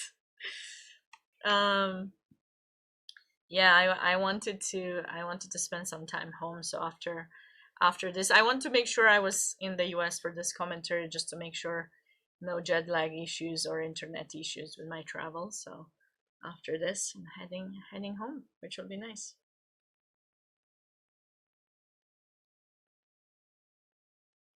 No, black's position, I do, yes, you're right. In some lines it can be tough, but white has misplayed quite a bit, and it's kind of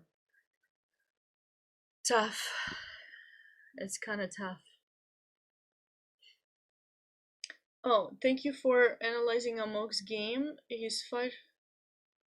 Oh, I see. Oh my goodness. Nitesh, his flight got delayed and he arrived at 1? Oh, that's impressive. Okay. I try my best. I try my best to cover everyone. But like, that is, oh, he's safe. He's safe now. Now you can be relaxed if you are the mom or dad of Amog. Because his opponent did not sack the queen. That could have been a big scare. That could have been a big scare, but I guess you're feeling more relaxed now, or because that sacrifice did not happen. Sure. Going back to it, since you mentioned it, I wanted to see always if there's a parent watching, or first of all, I appreciate that you are watching, because we are trying to do this to make sure we get more people involved, that they know that US Chess is doing more commentaries for some of these tournaments. I think the kids certainly have things to learn from. Of course, I'm very grateful to be a part of the team and cover these, and I try my best, and hopefully it's as educational as I can. And always, if there's a parent who wants to say hi, or wants me to look at their kid's game, I try to be impartial usually, and I apologize if I'm not, if I know someone, but I usually try to be impartial. And it's always nice to see fun, exciting chess, even if these are the tournaments that build strong characters, and I do appreciate all the time and financial support that parents give to their kids to be going to compete in these national events, because I know it's a lot of pressure, and I appreciate your support, and I hope you're being kind to yourself and kind to the kids, and continue your support, because this is what is going to build strong characters, whether they'll be strong chess players later in their life or not. It's just only life can tell, right? But learning how to manage pressure, and seeing your support is maybe I want you to know it's being very much appreciated. So yeah, Chess Feels, hey, how are you doing? I will have a great position for you. You can start thinking about it already. If you didn't watch the stream, you don't know what I have said here. Black to move and almost equalize. It's kind of crazy, and I will definitely write about this story, because it's gonna be look at this, Chess Fields. Look at this position would have actually been equal after only one move. Only one. Knight e5. It says 0-0. I need to analyze this more in depth. But this would have been kind of like one of those, you know, unexpected things to see. I know, it took me a while to find this move, but then, you know, luckily I have the bar, which helps if I find a wrong move. I only had like 2 other choices, luckily here, but and Amog apparently literally arrived at 1 p.m. His flight got delayed, and that's why the game wasn't showing, and has made it and is now, you know, on his way now to win the game, which is nice. Yeah, 95, 94 rook f2 is just crazy. Just having fun. Your parents are very supportive. Awesome. Are you playing in this tournament? You're still in Cleveland? Oh, so only he made it? You didn't make it? Oh, that's awesome. Well, I hope to play there one day. I'm not that far. I'm not that far. That's why the name seemed familiar. Maybe he's friends with my students. They're these 2 sisters who live in Ohio, so maybe he's friends with them because the name sounded familiar. Now I know. Now I know. Arrives late, wins Magnus style. True, Eric. Yeah, possibly. Yes, that's right. Nitesh. I guess, yeah. So, well, good job. Hopefully, you know, he's on his way to win this game, and chills a bit after this round because next one is at 6 p.m. 6 p.m. local time. 9 p.m. Eastern, in case you're Eastern time. I will be here. Yes, I will be here so later. Chris, hey, how are you doing? Great to see you. Not rated, not recommended. He had no choice. His flight got delayed. He wanted to play in the competition. Come on. It's amazing. This game looks crushing for black. Oh wow, Iris has won. There must have been something because when I left off, it didn't seem that she was winning yet. I'm sure the gorgeous sacrifice.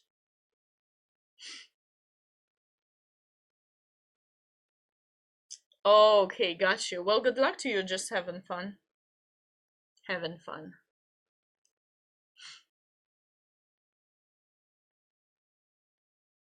One time, my mom told me that her opponent, and it was one of those things with 1 hour, 1 hour late. Like if you were an hour late, then you would lose the game. You would get forfeited. And she told me that the time ran out, but her opponent made it to the playing hall, and the arbiter decided to let them play. And she was very disappointed, and I think she ended up not being able to focus, and eventually, I don't know if she lost or maybe she drew that game, but she was very disappointed. I mean, you know, you are fair play as much as you can be, but depending on the situation, in the middle of the tournament, you don't have flight, you don't have you know, really emergencies. The only emergency, very likely, okay, knock on wood, is that you took a nap and you didn't wake up, you know, when the clock rang. But yeah, I don't know how the rule is. We got some arbiters in the chat. Maybe you can tell me if you see the player in the playing area, but the time shows that it's over an hour. Would you let them play? That would be interesting to know.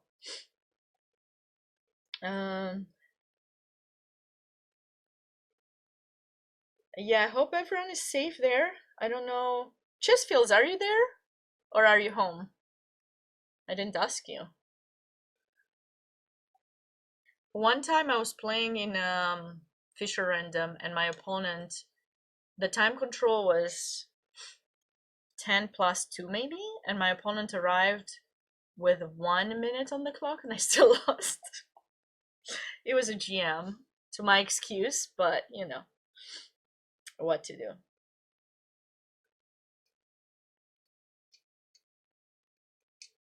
All right, Nitesh. Well, I'll try to get there at some point. Okay, so let's see how Iris got this winning position. So she just made this prophylactic move, and her opponent. Ah, okay. Allow this check. Okay, and now it's just slowly. Wasn't this a possibility first? Well, no, I guess this.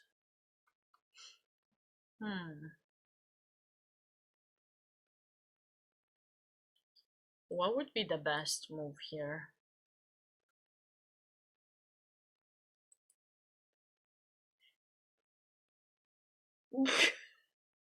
Okay. Sounds good, Chessfields. Well, stay warm also. This weekend is supposed to be cold, I think, everywhere in the US. I was checking the weather. Here it will be minus 15 Celsius though, so I don't know what's that in Fahrenheit, like 10, 20, I don't know.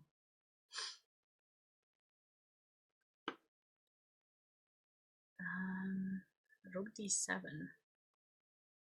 And now she just cruised through because she's taking advantage of all of these weaknesses that white has created here, and now she just cruised through to victory. Very beautiful game by Iris, actually. She had a couple of cute tactical ideas that I liked, like bishop e3, and I think there was something else earlier. Like this bishop takes f4. It wasn't necessary, it wasn't a tactic, but it was a nice positional decision. I like that game.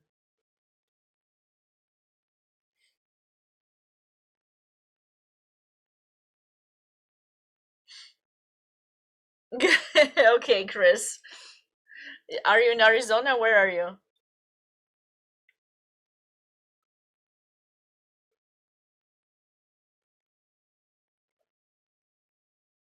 Okay, so I got my answer to that question regarding whether you player can give a serious reasons for specials.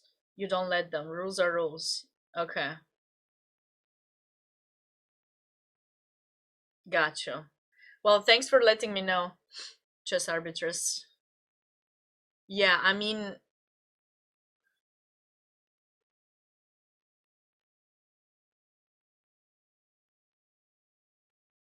I don't know. No matter how nice you want to be, yeah, I would go with the rules. I like to, but okay. I'm saying that, but when you're put in the situation, it's always a matter of, it's still not fully rules, I guess. Yeah, it's tough. But well, he made it. He made it in this situation, so that is very good. It will be interesting to see on site if any of the other players have been late. There were a few other games. I forgot which ones exactly that were late. So maybe some of the other players were delayed, had flight delays.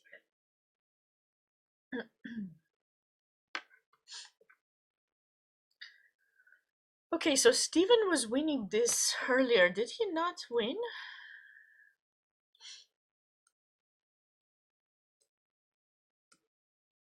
I know Steven might stop on stream after he's done with the game. He always stops on stream. Okay, crushing. Wait, he took in f5, not in d5. I guess he wants to take in d5 with the rook. Sure, sure. I mean, I don't know why I would want to have 3 connected pawns here, but okay. It doesn't matter. It's already okay. Okay, extra material. Nice win by Steven. This we had seen. It actually finished when I said we actually stopped here, and then that seems to have been the last move also. Very nice.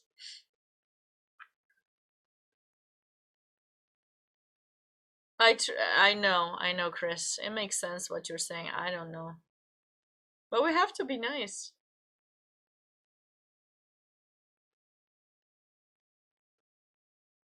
Who won the Blitz? Steven? Okay, so maybe one of these players, maybe Prateep didn't make it. because of flight. Ah, you know Sebastian? He won. Is he from...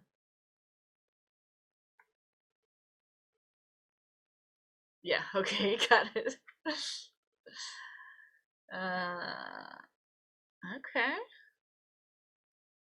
Jeb is giving Nikash a hard time. How is Black going to progress this? Wait a second, didn't he? Yeah, he was pressing. White was pressing the whole... Ooh, this is not gonna be a good one for Nikash.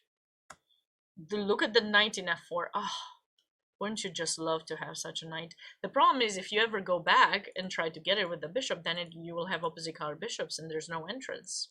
Black has closed down the whole position. So the only hope to win this is with a blunder by white.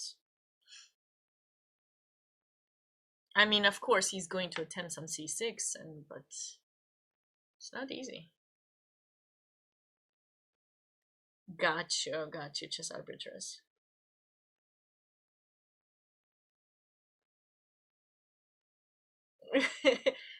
It's not hard for Sabina to be nice. It is sometimes, trust me.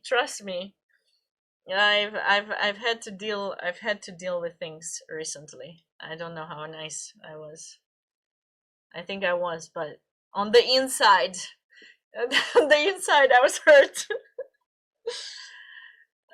There's always a, you know, second part of the story that is not known.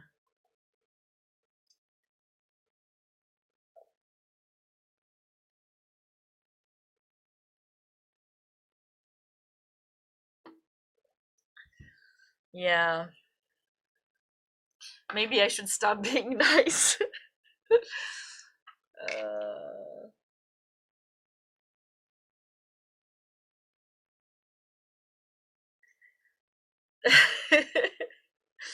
Yeah, no.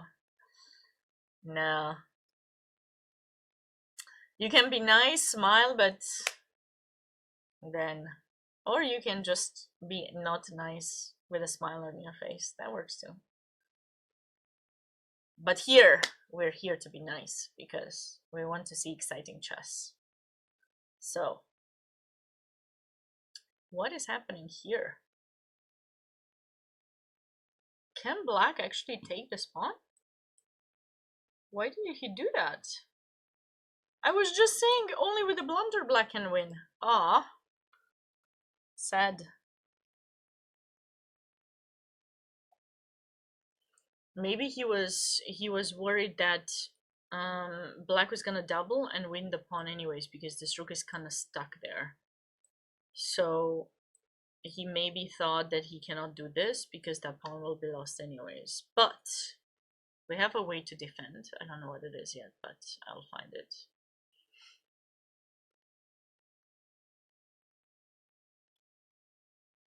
What is the way to defend? Yeah, I remember that. I was gonna write you about the umbrella, but I figured everyone was going to, so there's no point. There's no joke to be made about that.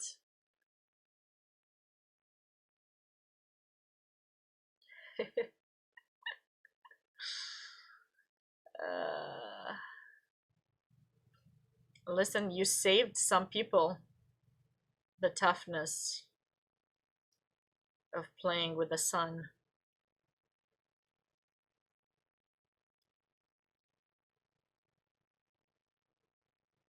Does White ever have the chance to go d4?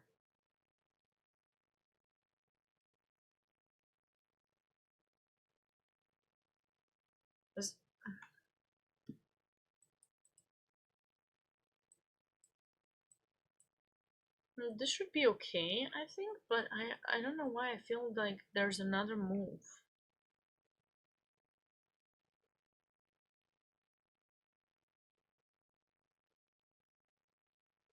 I don't know what that move is.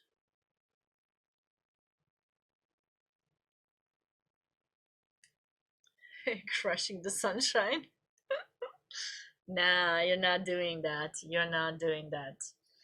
It was just so that they could be more focused. I mean, that position should be okay because you give up the pawn, but it's still quite closed.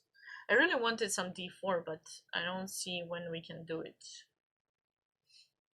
D4 is never an option.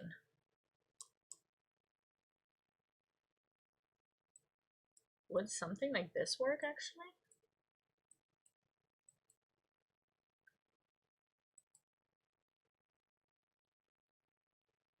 Black still will attempt capturing that. Yeah, I mean, I guess you lose that pawn. But he shouldn't have given it that early. It seems a bit too early.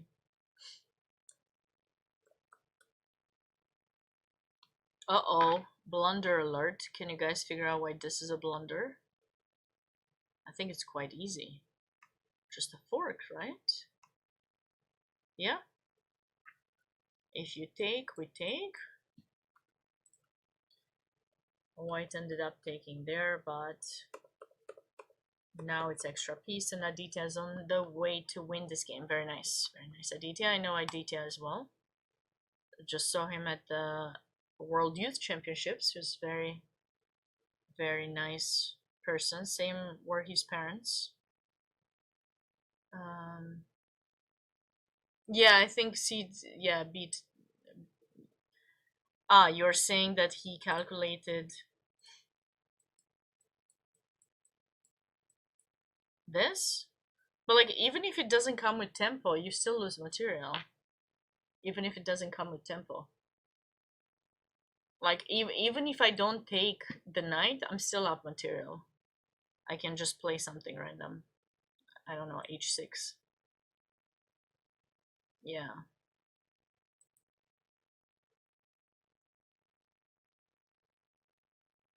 Okay, it's always pleasant to play with extra material, right? So white is up a pawn and no issues there.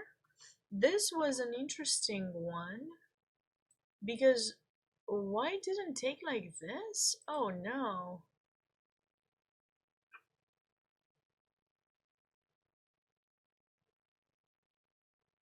Oh, I know Bobby. Takes here.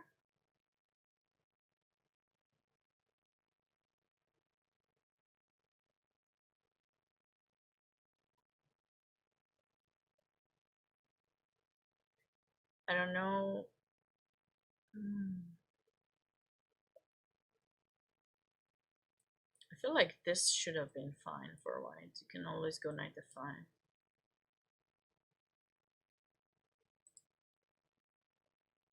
So this is the current position. I'm not a big fan of black's king. You're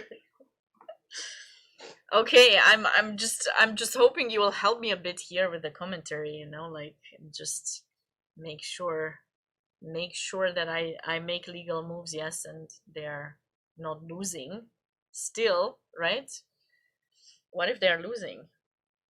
Luckily they're not my pieces, so I can afford to blunder.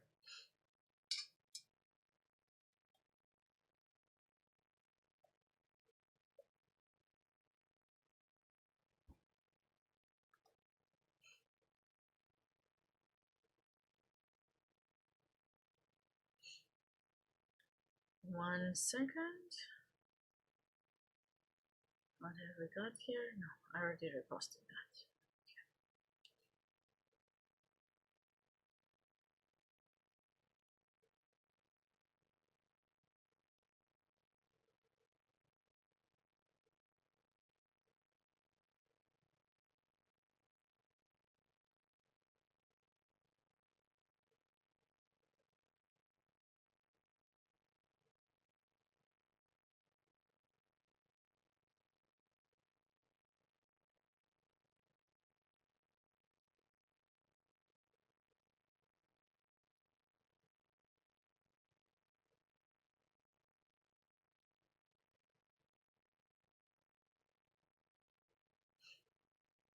Okay, so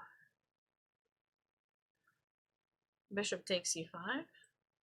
And how should white continue here?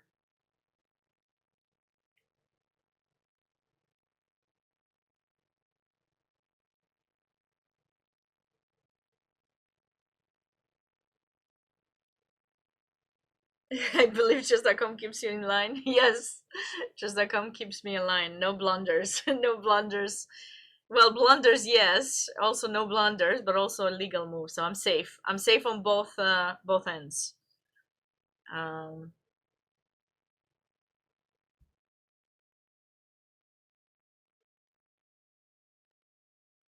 I'm safe on both ends.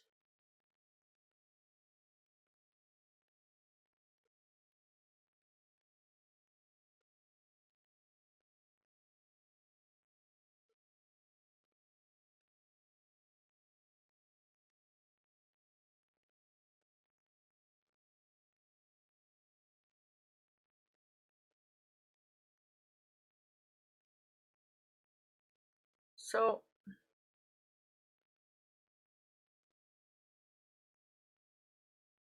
should we go rook c1?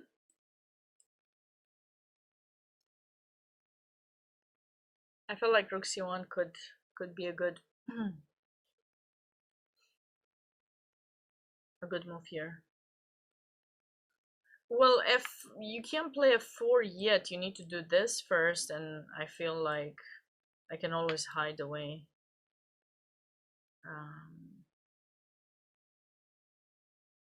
Or maybe black can bring in the queen.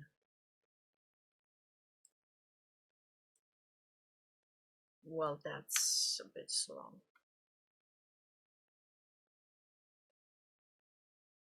Maybe rook e8? I think any f4 is gonna be met with g4 in my opinion, so I'm just keeping the position closed.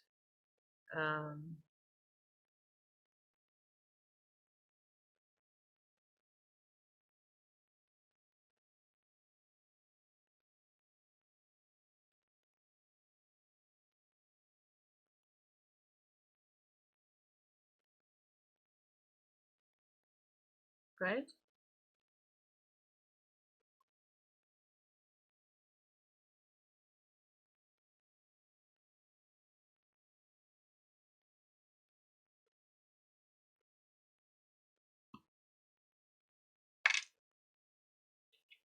Yeah, I wish I could put the knight there, but I'll be happy with the rook in e3 too, doubling up on the file. But I do like rook c1. I feel like I'm trying to figure out which side this bishop will go to, and then maybe we can actually do a minority attack. I'm thinking, because even if we are down a pawn, we can still create some weaknesses, and then eventually we want to open up that bishop. I would feel more comfortable for white to focus on that. I don't see something concrete on the king at this point. Okay, so that game was gone.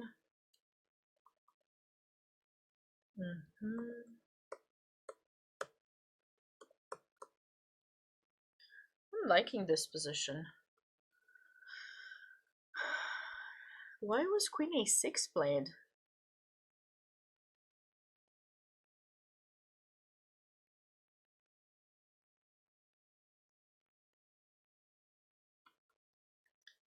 I want to play c4. I mean, I could be wrong, clearly. I'm a bit wrong there, I guess. I want to get b4 and get, wait, can I play b4 directly? Maybe I should play b4 directly.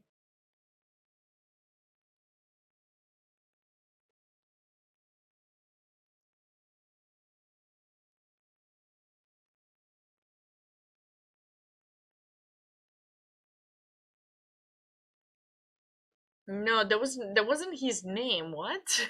That's not his name.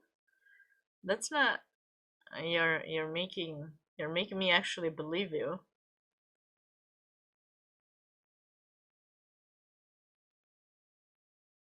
A dream, a dream. Yeah, yeah, yeah. A dream.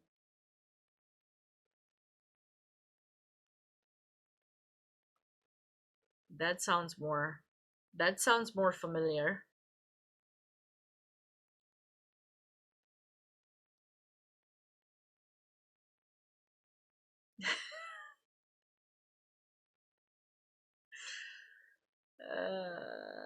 Uh Wonder is actually doing quite well. He's done quite well recently.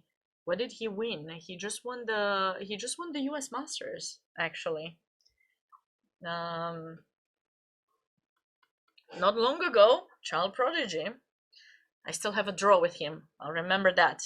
He was only 8 and I couldn't beat him. It was so tough. It was so tough playing him. He was playing so fast, so confident.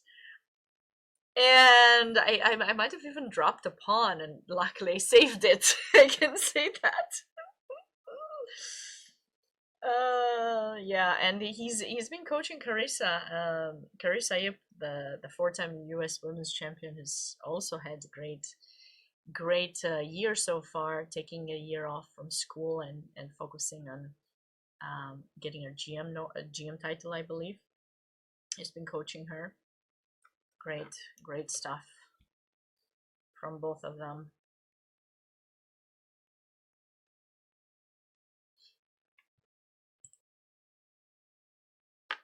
Okay, this looks like it's going to be over soon. It was over. Did we? Oh, cute finish. Okay, so black probably still played. No, he resigned here. Okay. So was Ethan struggling? No, this wasn't the game where someone was struggling. One of the top players was struggling. Okay. Oh, don't you just love when you see finishes like this? Like, oh no, my queen. And then you have no way to stop this pawn from promoting. I remember when working on tactics growing up, and I had to find some solution where at some point it involved this queen sacrifice, but in this kind where a pawn was going to promote, it was also hard for me to make the move because I was always worried that somehow the pawn will be stopped, but no. Yeah. All of these strong players have started somewhere, right? So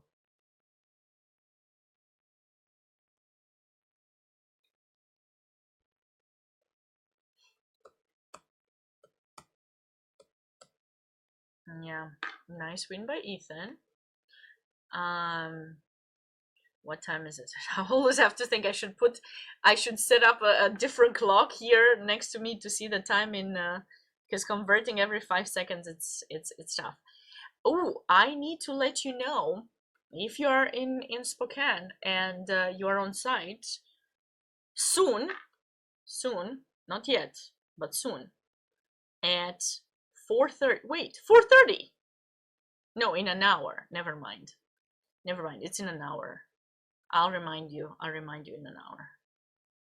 But get ready. There's going to be a lecture by Grandmaster Magesh Panchwanathan. And if you see him, go say hi. Ask him as many questions as you can.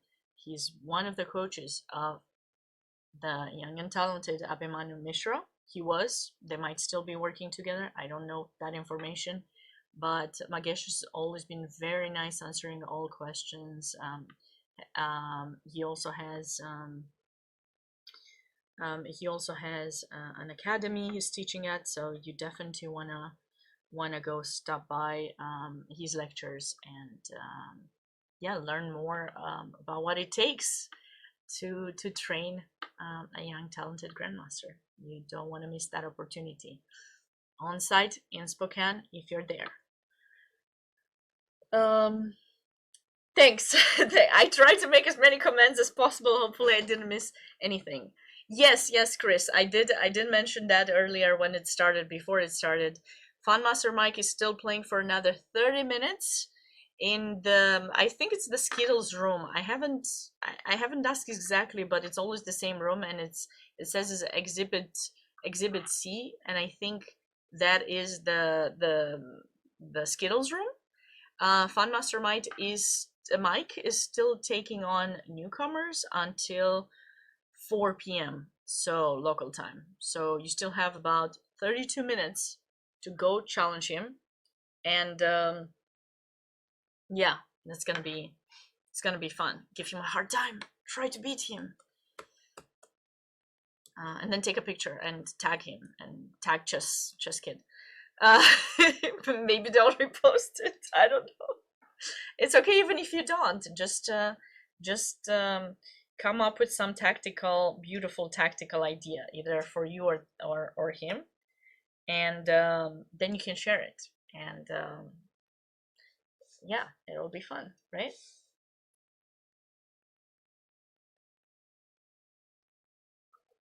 Exit. What did I say?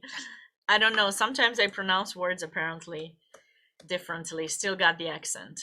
I was watching this interview with a famous actress that I like very much, and she's Hispanic, and she was mentioning at some point that um, with time the more she stayed in the US, the worse her accent got instead of getting better. I feel that it's happening to me sometimes, so I apologize if you feel that way. I'm pronouncing some words wrong. Did they deliberately remove board 6? Wait, what? What do you mean? Deliberate. This is board 6.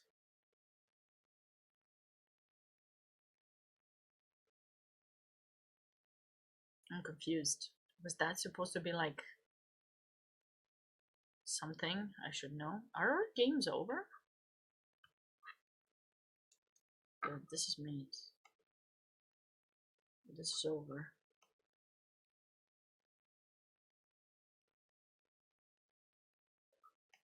Is that something I'm supposed to know? Are all the games over? Let me see how many games are in progress still. 1, 2, 3, 4, 5, 6. 6 games remaining. 6. There are. Wait, but this one is this one frozen or something?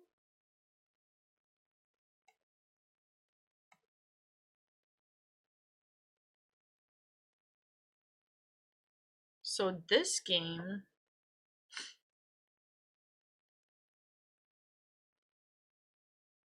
Black was doing so much better in this game. What happened? Okay, it wasn't clear. I was making some suggestions. So from that moment to the moment that we have right now,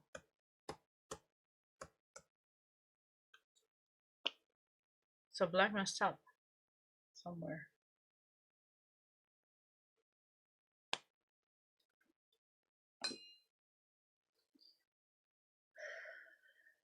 Oh, because okay, yes, I have some students who keep saying 6-7 and I don't know what it means and I haven't figured it out. It's something. They didn't tell me what it meant. I've asked them 3 times and I googled and I couldn't figure it out. Yeah, Aura 6-7, this girl told me, and then she told me it meant something like I'm cool or something. And I think it depends on which area of the US you are, because this one of my students is in Boston, and then I have some students from Ohio, and then they didn't know what that was. And then I have another student from North Carolina, and he didn't know what it was, and he was much younger too. He was younger by a couple of years, so I don't know. No, I thought it means you're cool. Well, I'm learning new things.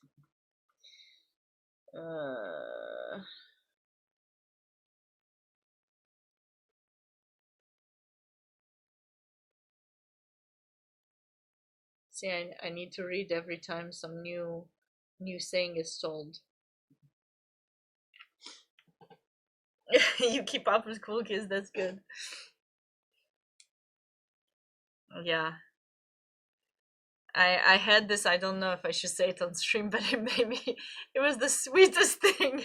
One of my students told me, and he's 7, and he told me one day, is like, what did you receive for, it was supposed to be for something, what present did you receive? And I was like, I didn't receive, I was just joking, it's like, I didn't receive any present, I'm just I don't have many friends. I was just joking, I don't have friends. I don't receive presents.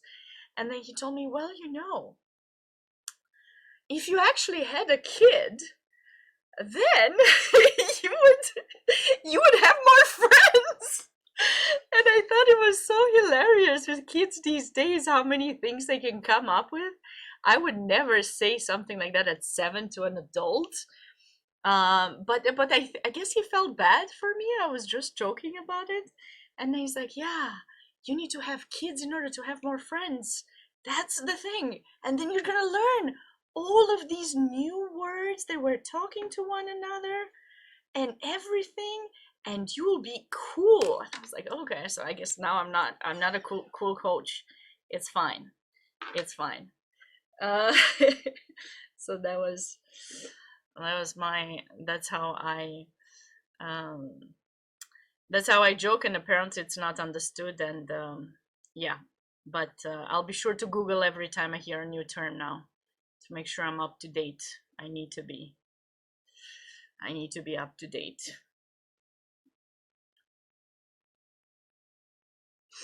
Yeah, there are quite a few players actually in this tournament that I know are hopefully going to keep up with chess. I think not all of the strongest players in their age category have come to the tournament, but just to name a few, so definitely William is. We're going to hear this name again. I've seen him playing in many tournaments. Um, who else? Eric Zhao, of course, we're definitely has played many of these tournaments, and I see him play a lot. Logan has surprised me with his play in the past few years. I mean, I remember I saw him a few years back, maybe like last year, and he was maybe 1800, and has grown his rating quite a lot, I would say. I think Eric is the highest, but I think Eric is the highest. Because he's 24 something. I think he's the highest in all, but he's playing in the 11th grade. Iris is definitely going to. I hope she continues with chess. I don't know what she plans on studying, but she's definitely up and coming. And probably we'll see her in U.S. championships very soon. Steven, I hope Steven will continue. I know he's okay. So I see he won this game. He's done some pretty good. He said some pretty good results recently. Yeah, I noticed there was something strange with the standing, so I didn't show them for now. I'll show them after a few rounds. But there's like oh,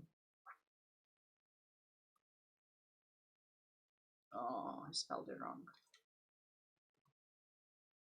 There's a link to everything over there. You probably have it, but if someone else is looking for it, you can check standings, bearings, and everything. And I've seen a couple more names that I know they're younger, but someone I didn't see is Ned. I didn't see Ned or Ted. Sorry, Ted Wang. I think he used to play in this tournament. I haven't seen his name. Maybe he's playing. I don't know. Oh, Aditya. Aditya has the potential of continuing his improvement.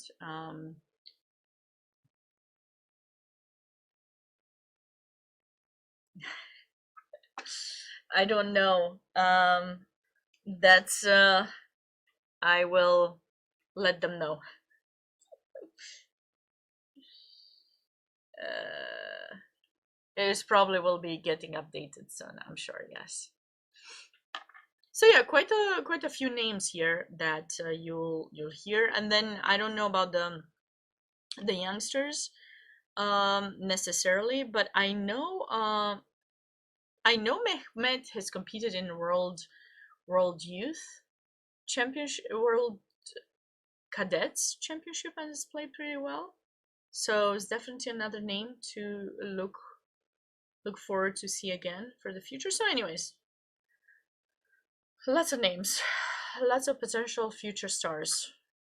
But they have to keep up with chess, and it's getting more and more difficult because even if we have access to so much information now, um, basically it's you need to know in which order to learn it and how to learn it, what to emphasize on to make sure you can improve. And you have to have the time, of course, and the passion to spend time on chess and spend it on the right things. Just because you have a lot of access to information, it doesn't mean you're going to become, you know, like a top player. You have to know how to do it. So it's always nice to get potentially a guided someone to guide you through that. But there's a lot of potential for sure. No, there's no accelerated pairings. The pairings are normal, like first plays with half plus one and so on, unless they took a buy and then it's more than half plus one. And yeah, usually in the first couple of rounds you would see a relatively big rating difference between the players. Also keep in mind these are their FIDE rating. Their USCF could be a bit different than these, their USCF ratings. And you can check all the pairings results and everything in the link that I posted downstairs. Okay, you're not gonna text her. You're not gonna text Karen. Okay. I'll tell her. Chris didn't want to text you.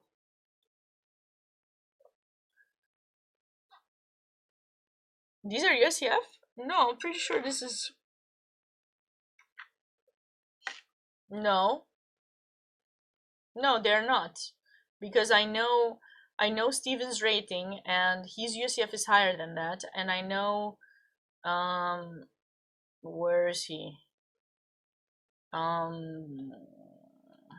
Aditya, where are you, Aditya? Iris also, her UCF is higher than that. Like yeah. Might be chess.com ratings? Oh.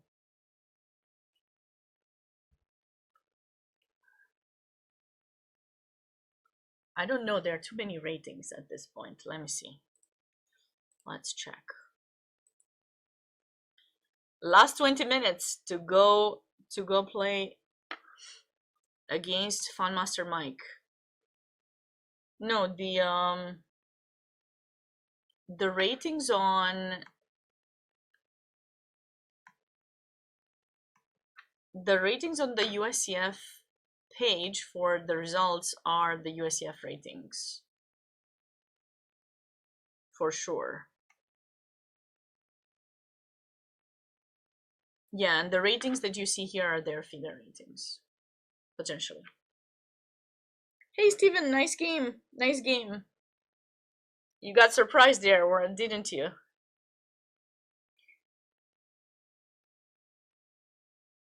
I know. I don't know why that is. I'm not debating with how the ratings show. I'm just happy I get the games and I can look at them and all looks good. Commentary is going great. I was surprised by a couple of your choices, but you got a pretty good position, and then yeah, I don't know. You see a checkmate in that one? Yeah, that was over. Hi Elshon, how are you doing? And more checkmates, lots of checkmates in this game.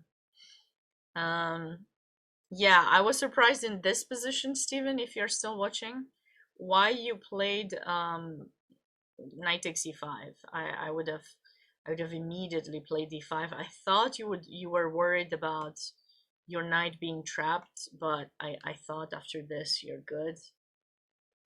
Other than that, of course, you got a good game, so hopefully you keep it up.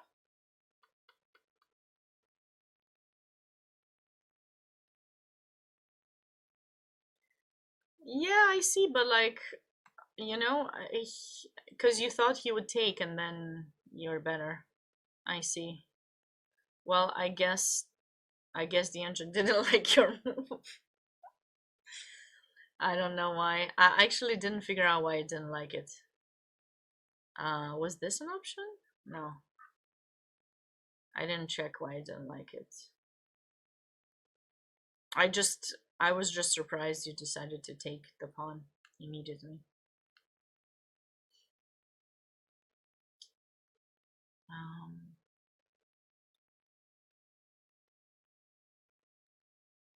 It does not matter. Yeah, yeah. It was a nice game. So basically, we only have a few games. Ah, wow. This was. How did Black win this? Bishop g2, knight c4. Such a nice idea. Such a nice idea. And after bishop takes e4, because you think you're winning the pawn, bam, you're not winning it. This knight c4 is so good, bringing the final piece into the game, trying to trade. I like this. Okay. All right, this game is headed to a win for white. So Amog, after having arrived at 1 p.m., rushed from the airport to go to make it to the round.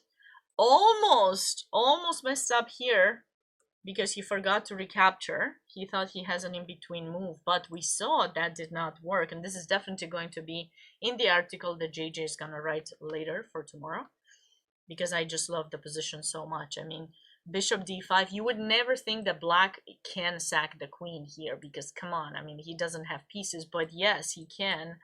And this would have been such a, you know what I didn't check was this, actually. This was the only thing that I didn't check, and maybe would have actually given white better. But I mean, who would sack the queen back? I don't know.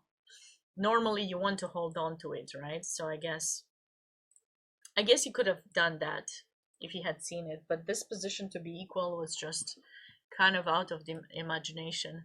Well, I'm glad to see. I rushed because I was so excited about this and I completely forgot to think that white can give it back. I'm going to make sure I make a note to JJ about this. Sabina forgot. She always talks. So when I was a kid, something that was very popular, things have changed since, was Kotov's tree of calculation. So what he was suggesting is, especially when you're at home and you can train your calculation skills, to build a tree, to always look for candidate moves, what moves are possible in the position, and then take each one of them, and then after you make the move, think about the opponent, how many options do they have for that, and then you put it, and then you kind of start branching out for every single one of these, and kind of calculate.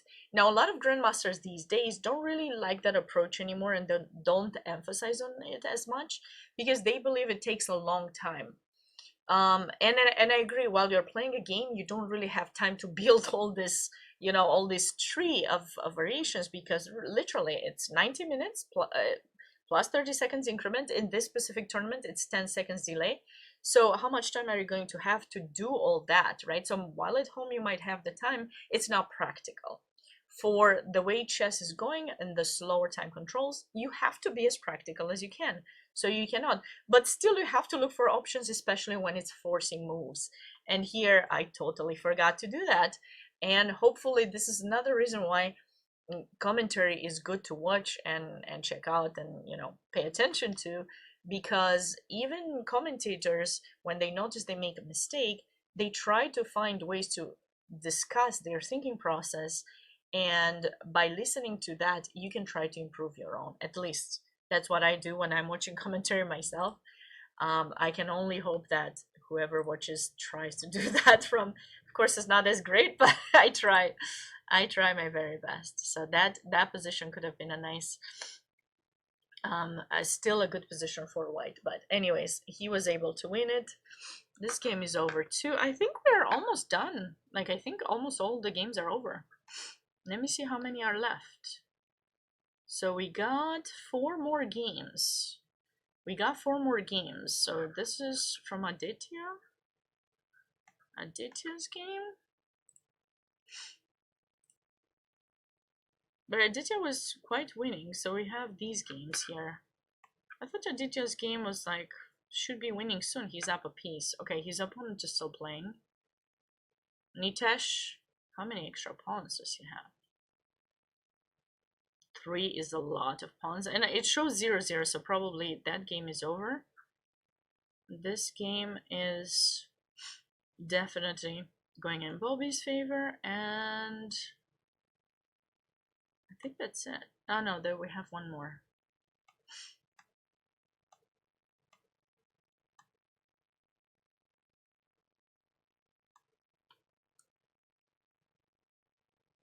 this game. What do we think about this game? Against a very strong player would have, maybe it would have made Elshan. How are you doing, Elshan? How are things going with you? When are we gonna see you do commentary again, Elshan?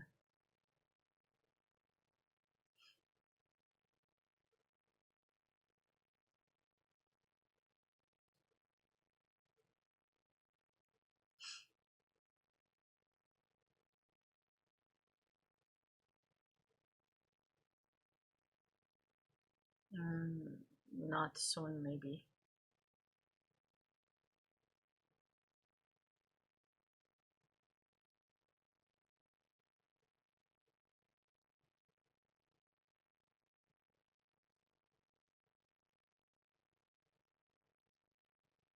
Vijay is still struggling to get advantage from this position. It's not really easy.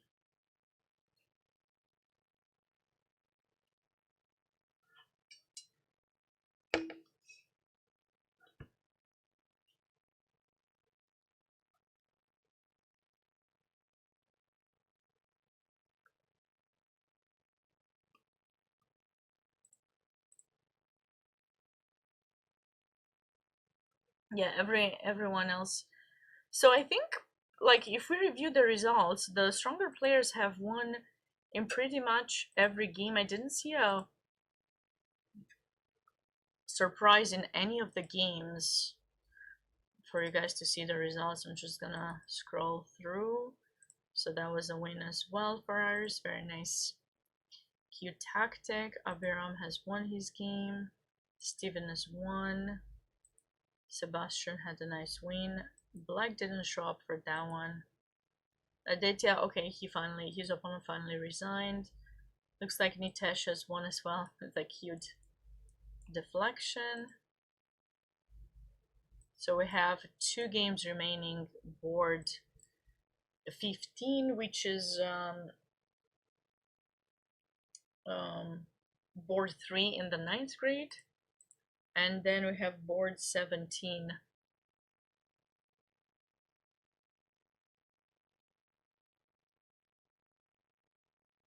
8th grade. 1st grade and 8th grade. First board on 8th grade.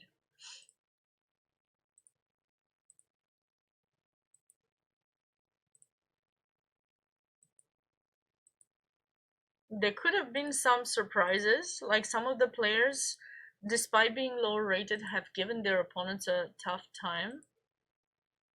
But yeah,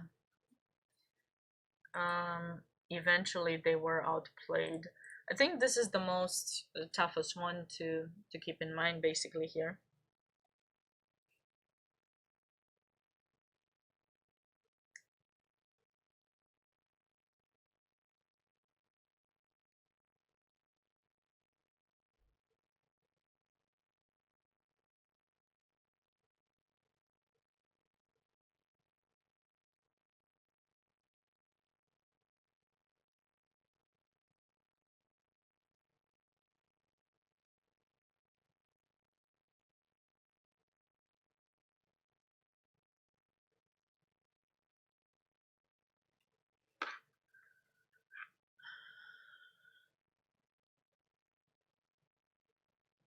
Yeah, I was a bit surprised here when Queen A6 was played, but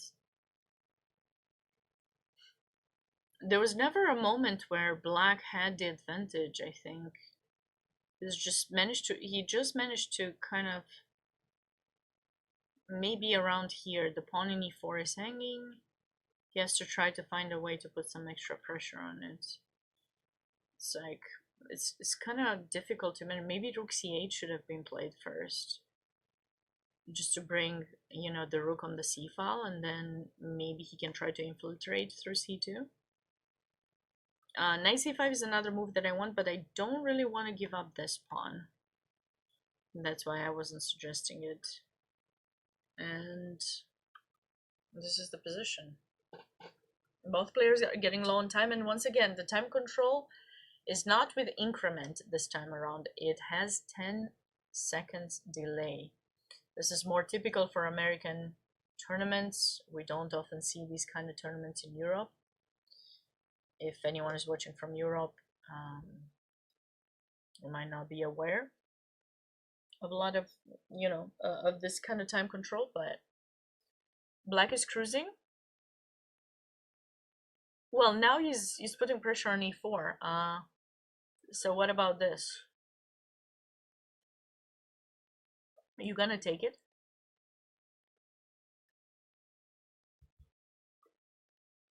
If you are from Europe, it is time for you to go to bed.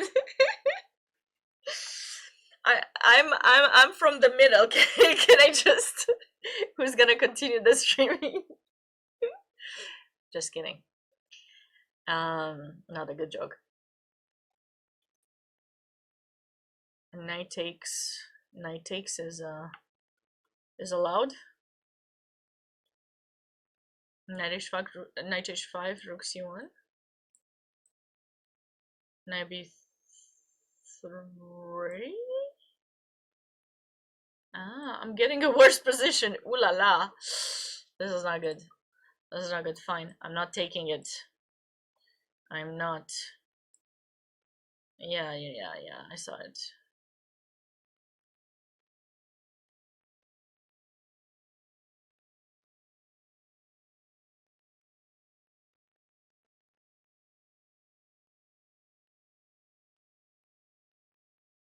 Knight b3, rook b1. Takes. And now maybe rook c8. I mean, I wanted rook c8. I just need to be careful because I don't want to fall for some rook c1, rook takes c8, knight d7 check. Not needed to take the bishop. Okay, we can leave the bishop there. We can just go rook c8.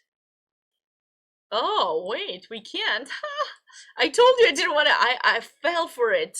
I told you I didn't want to fall for it. Of course I fell for it.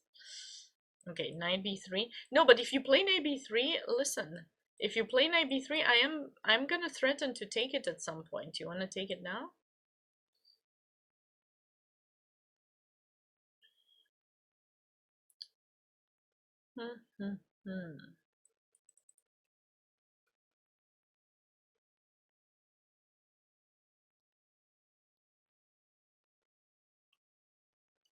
I kind of want to play g4.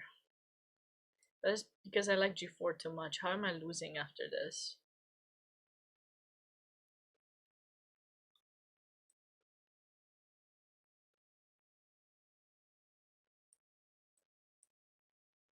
Yeah, this position is domination. Black is dominating.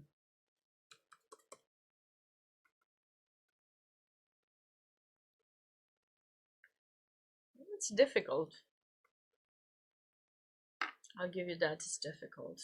As knight b3 is unpleasant, but we do need to protect, unless we want to go back knight g3.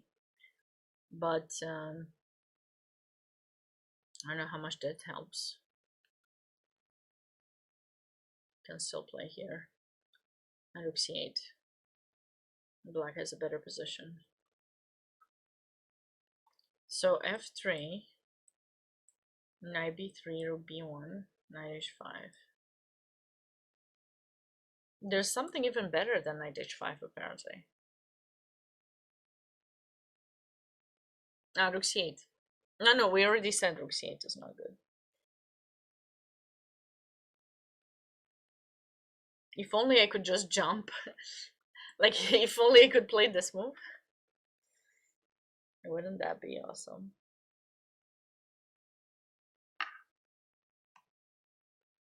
White play knight g3, rook c8, knight a4. Okay, but now knight b3 would have been fine, right? Because you take, I take, and my queen comes into play, as usual. This would look relatively good. Knight a4.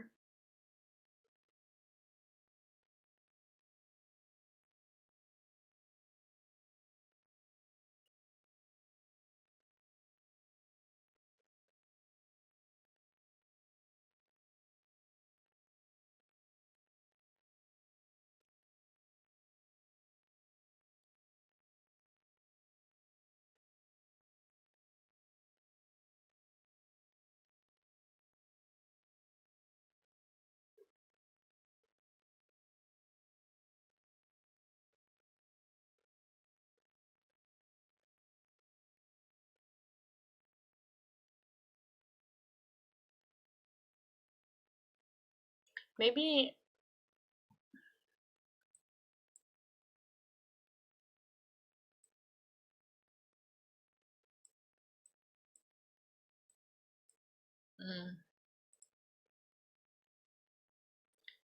I'm not ready to do that yet.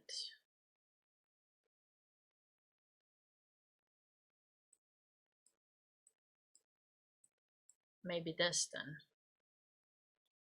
But black might still be able to infiltrate, which I really like.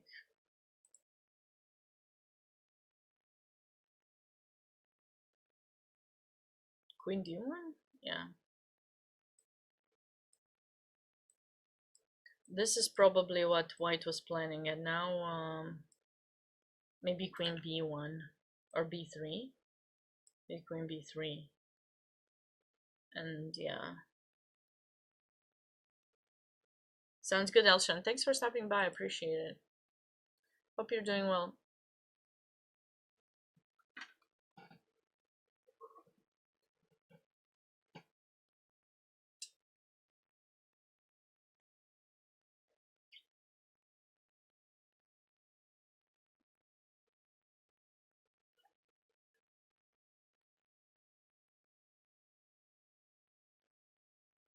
I mean,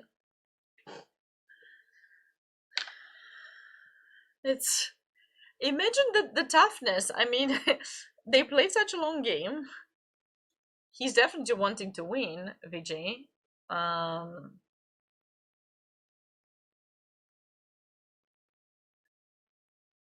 He has a better position. I mean, the reason for the better position is he's got a protected pass pawn. The knight is slightly better, but it takes time. It takes time to outplay your opponent, you know? No game is going to be easy, even if there's a big rating discrepancy between the two. Like, you want to remember. You want to remember your fight. Everyone is fighting till the end, you know? It's a national championship. And you don't want to miss the opportunity to get good positions and fight in tougher positions. Okay, black is outplaying his opponent here. There's definitely infiltrations. Those pawns will probably march. And it's nice that black has placed all the pawns in dark squares, so you won't be able to actually get them. That's good. And then this is the next game. The last game remaining. Okay, it looks like Funmaster Mike is probably wrapping up his... Is he wrapping up? Yeah, he's wrapping up his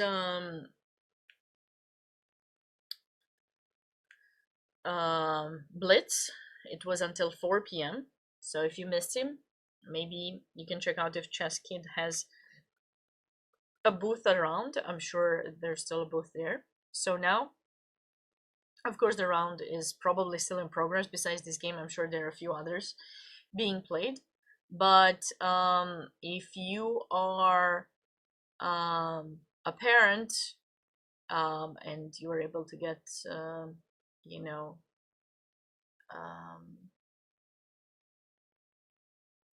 food for your kids if they already ate and everything before the game, some of them, especially the older ones, if they have the opportunity, I highly recommend stopping by.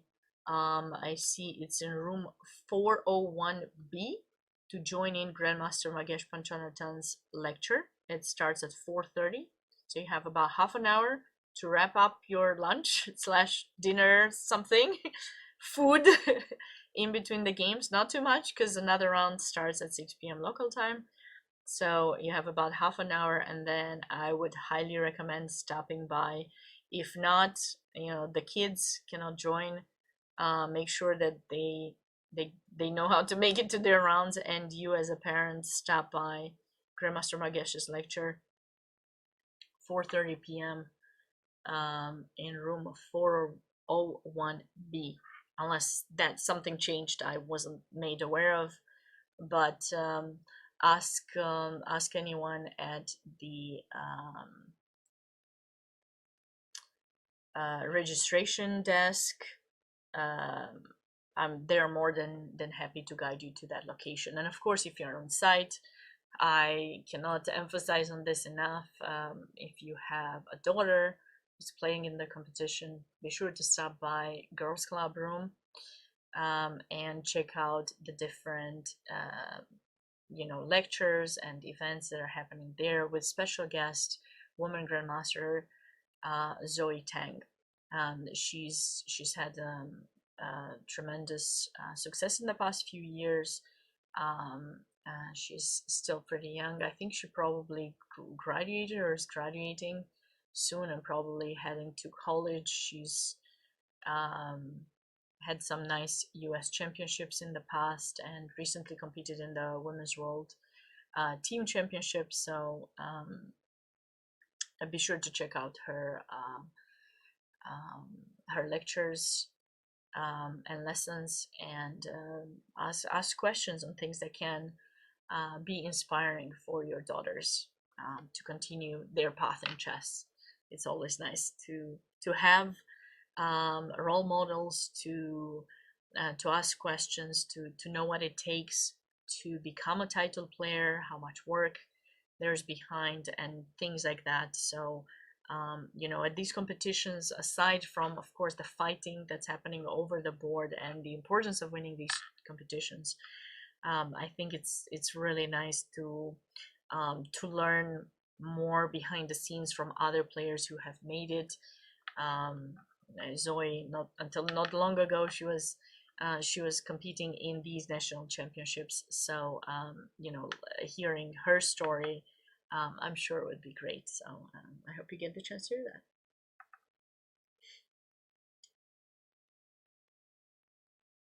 It's a mic drop, probably Michigan Eagle. Hi there, strong troop. How are you doing? This is your section. How did you do? Did you stop by Fun Master Mike's and you're one out of one? Okay, nice. And did you join any of the side events?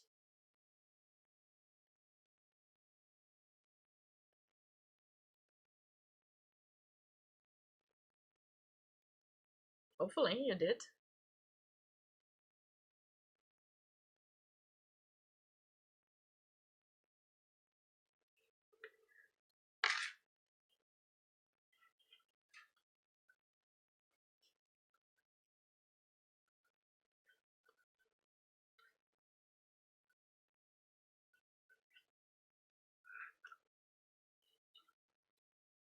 You sold it the Blitz. I'm sorry.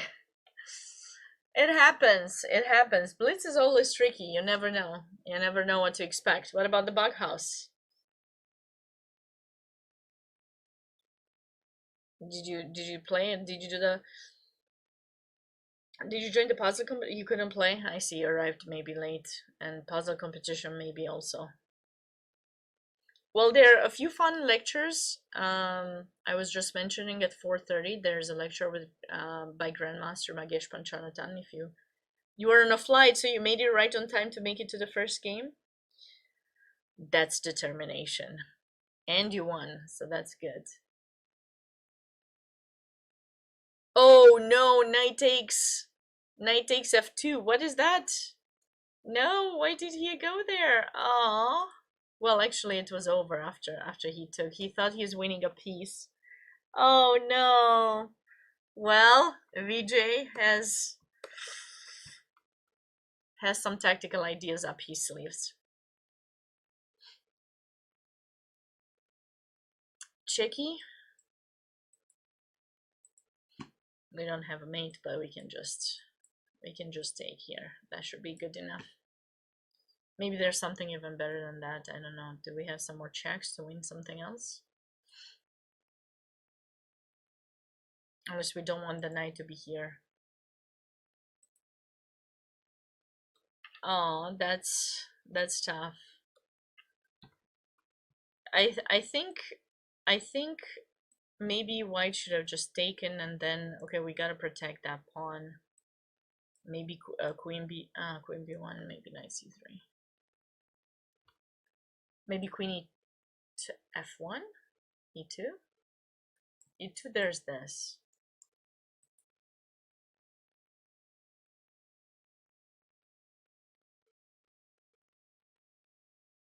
Ah, ha! Wait, it doesn't work?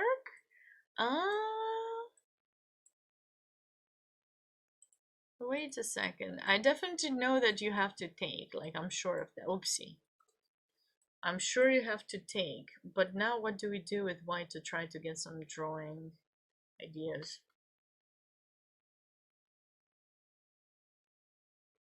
At first I thought queen c1 would take in h6, but...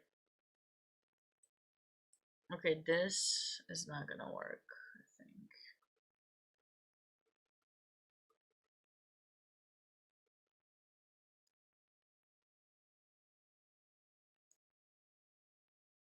Could we do something like this, and if they take? Nah. What about this? Nah. And knight here.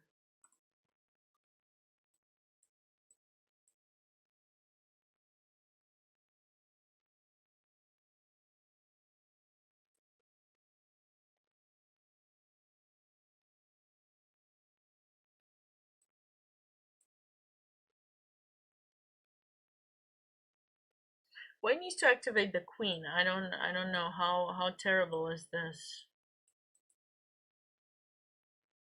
It's still, a pawn is a pawn. But yeah, missing this. I mean, maybe he just thought this was gonna happen anyways. This is really bad either way. That is really bad either way. Ah, he brought his knight to a better location, sure.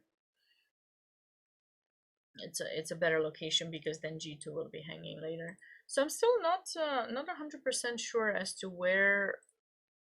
where's the equality here after queen takes. This doesn't work.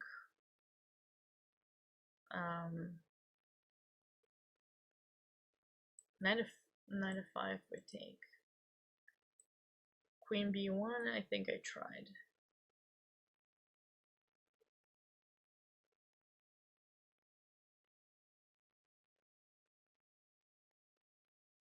I wonder... Oopsie. Sorry, I didn't mean to do that. I wonder if this works.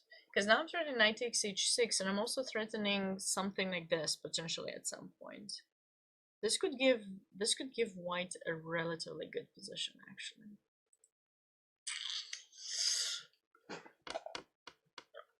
Yeah. That could have potentially saved the game for Krishag. Okay, now it will be over. So finally, VJ is going to win that one, and this was one king and pawn endgame. What a round! Okay, I was hoping for some surprise, but there were a few surprise moments. I gotta say, I was quite impressed with the play for the first game. Definitely those pretty big discrepancy rating wise, as some of you have mentioned in the chat. It's of course just the first day.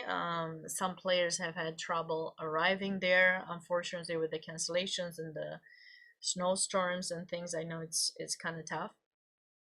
Oh, hopefully everyone is safe, and we'll have a good weekend. Enjoy Spokane, and learn their lessons. Have fun is the most important thing, and be open to learning, because we cannot all win every single game, unfortunately.